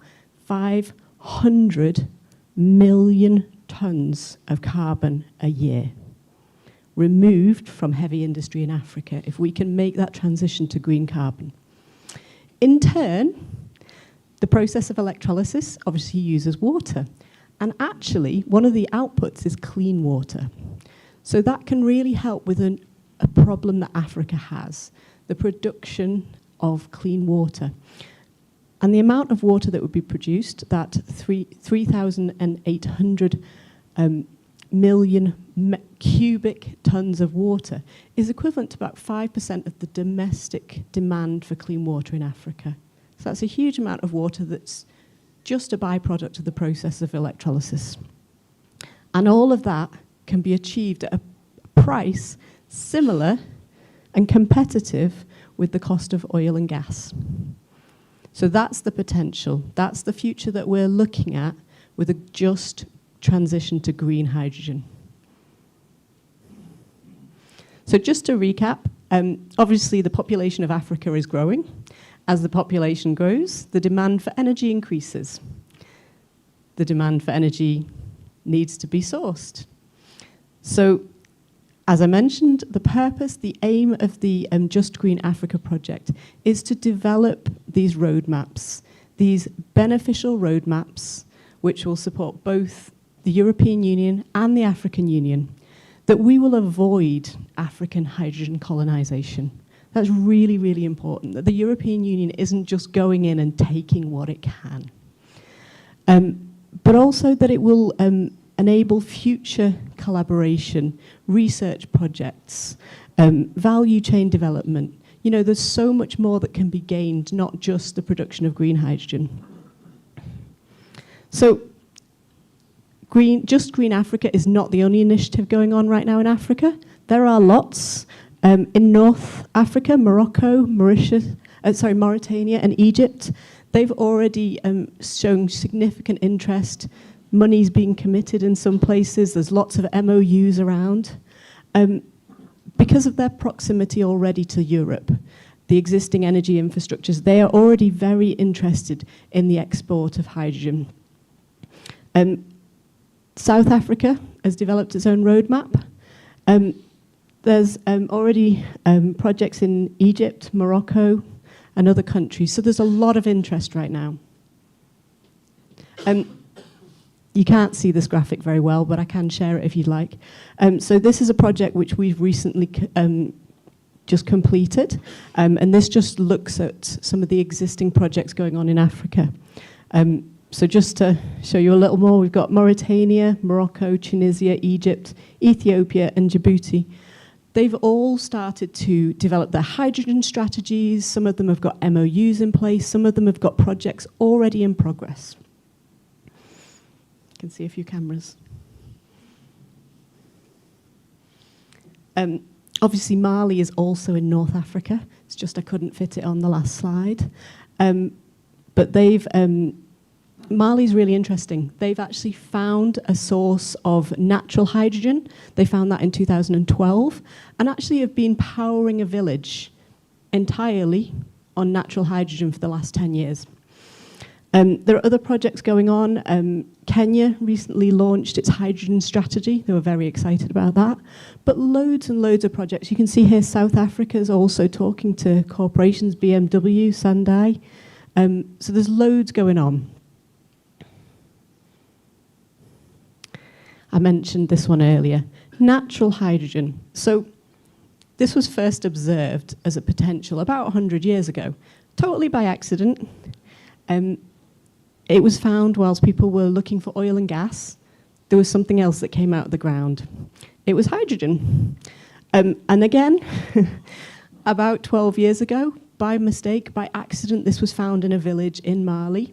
And since, they found a way of enabling that source to be captured, and that village has been powered for free, totally by natural hydrogen. So it occurs below the ground. It is a source which in and of itself renews itself within a time period of 30 to 50 years. So we're looking at not as sustainable as perhaps solar, but it is a supply of energy which continues to regenerate itself. Right now, we are participating in a project in Nigeria that is actually looking at the potential for green hydrogen. Sadly, I can't tell you a huge amount about that project because of commercial sensitivities, but it's a really, really exciting area. So you'll be pleased to hear that's about the end of my presentation. So just to recap, I looked at what is hydrogen. We looked at the different types of hydrogen, how and where they can be used. We looked at how hydrogen is really significant for Africa and how Africa can be a great place for it to be generated. We looked at the project, the Just Green Africa project, and some other initiatives and natural hydrogen. Now, I hope you've enjoyed my presentation. Obviously, I work for an organisation known as Technology. We have offices in the UK, in the United States of America, and also in Nigeria. We collaborate with lots of different organisations. One of them is NNPC. That's the organisation in Nigeria responsible for oil and gas, similar to Aramco, but obviously not in Saudi Arabia. So we're running a number of projects with them. We're collaborating with some universities in the UK, also local government in the UK. You know, collaboration in this field is so important because we need to move green hydrogen forward, low carbon hydrogen. It is part of our transition. It is how we are going to start on that journey to decarbonisation. Thank you so much. So thank you so much for your presentation. Now it's time for questions for audience. So is there any question? So I would like to start. So first you. We have time for 3 questions. Hi, my name is Robert from Juiz de Fora. I would like to hear from you. Why is Europe so interested in energy transition in South Globe? Is there something more about the? Is because South Globe has potential for producing energy or to research or something like this? Because what I see is that Europe is spending millions and millions of euros in research and start to look at this point in, for example, in Africa and South America too. Thank you. It's a really good question. So the question was, why is Europe so interested in Africa? Or that's maybe the shortened version. And the reason is Europe is generating a significant amount of its energy through renewables. And you know, there's a lot of research going on locally. But there's also an understanding that there's a limitation. They have a lot less land available. So for things like solar, you know, the opportunity for solar farms, for wind farms is a lot less than the huge amounts of land mass that you have in Africa, which are largely uninhabited in significant areas. So that's a huge part of it. Also the fact that there's existing infrastructure, so they don't need to pay for new pipelines because we already get in Europe a large amount of our energy from Africa. So I think part of it is that continuing to use those pre-existing infrastructures.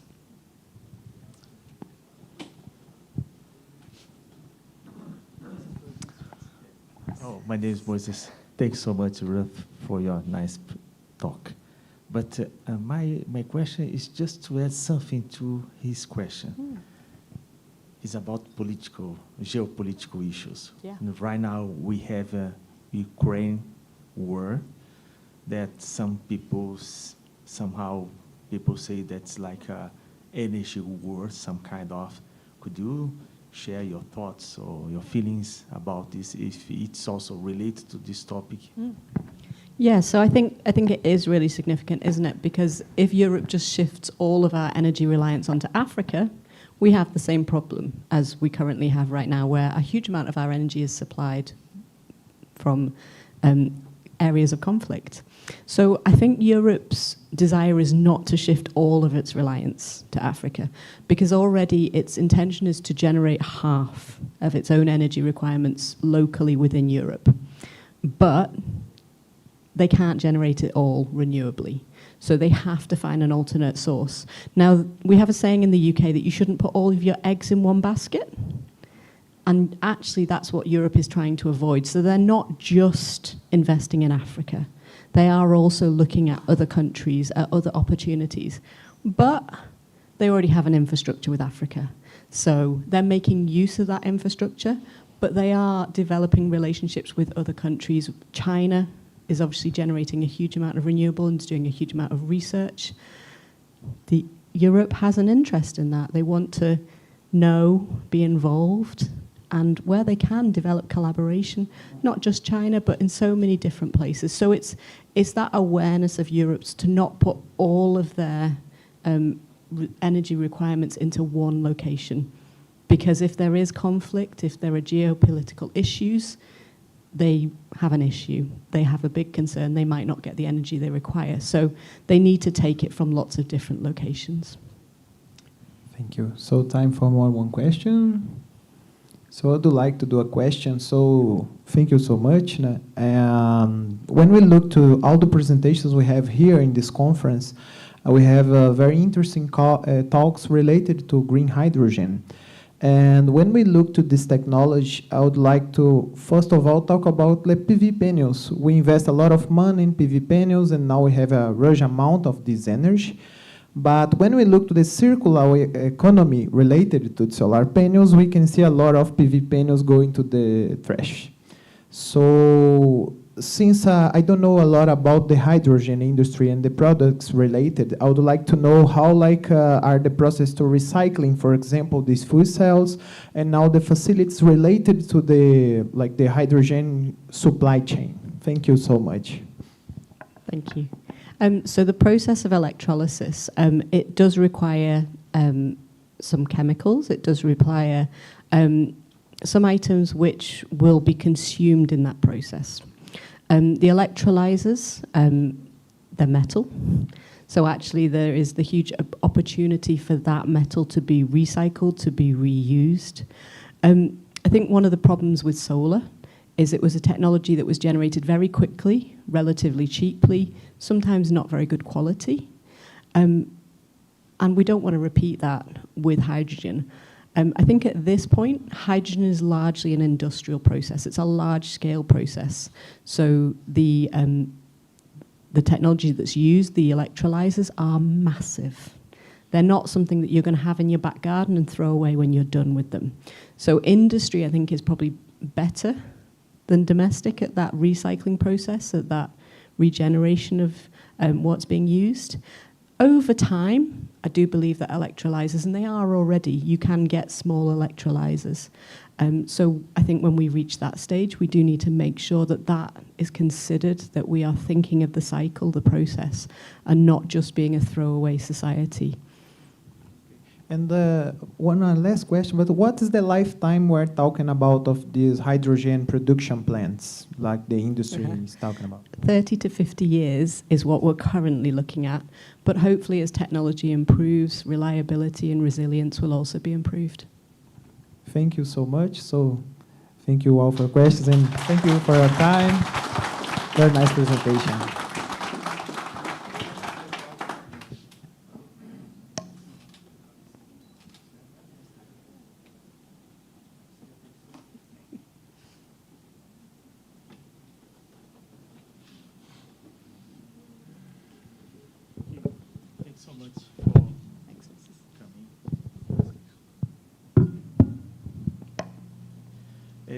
Boa tarde a todos, então. Nós estamos finalizando este evento.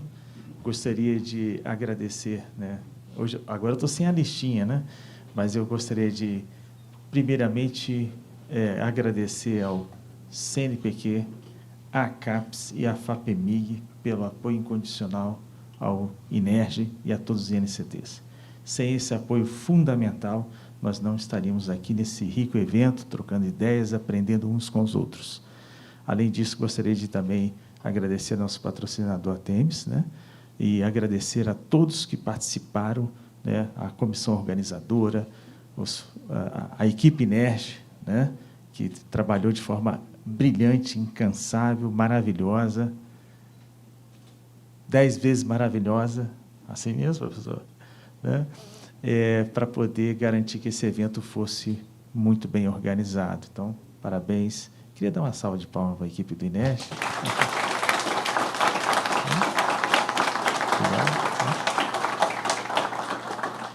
Queria agradecer também a presença de todos vocês. É um prazer ter todos vocês aqui, professores, profissionais, né? Também que estiveram aqui conosco, os alunos que vieram participar, todos os expositores, né? Um colega chegou para mim e falou assim: Moisés, você ganhou o prêmio lá, isso vai ser meio estranho. Eu falei: pois é, mas não é que eu gostei, né? Então, faz parte, né? Acontece isso também, mas eu queria parabenizar a todos que estiveram aqui apresentando o pôster. Isso foi só uma brincadeira, não teve nada disso não, tá, pessoal? Porque está gravado, né? Então tem que falar que é só uma brincadeira. A participação de todos os alunos que foram lá, apresentaram os pôsteres de excelente qualidade. Eu escutei dos colegas: Moisés, estavam todos maravilhosos. Então, parabéns aos professores, os orientadores, pelo brilhante trabalho. Tá? Also, I want to thanks for the presence of some speakers, people, Bamidelli, my friend Deli, and also Ruth, and also your wife and Ruthie and your husband that comes to our country and gave us a nice speech, and also other speakers that are not, also João, he's also here. Thanks so much for coming and giving a nice speech to all of us, and others that already are not here.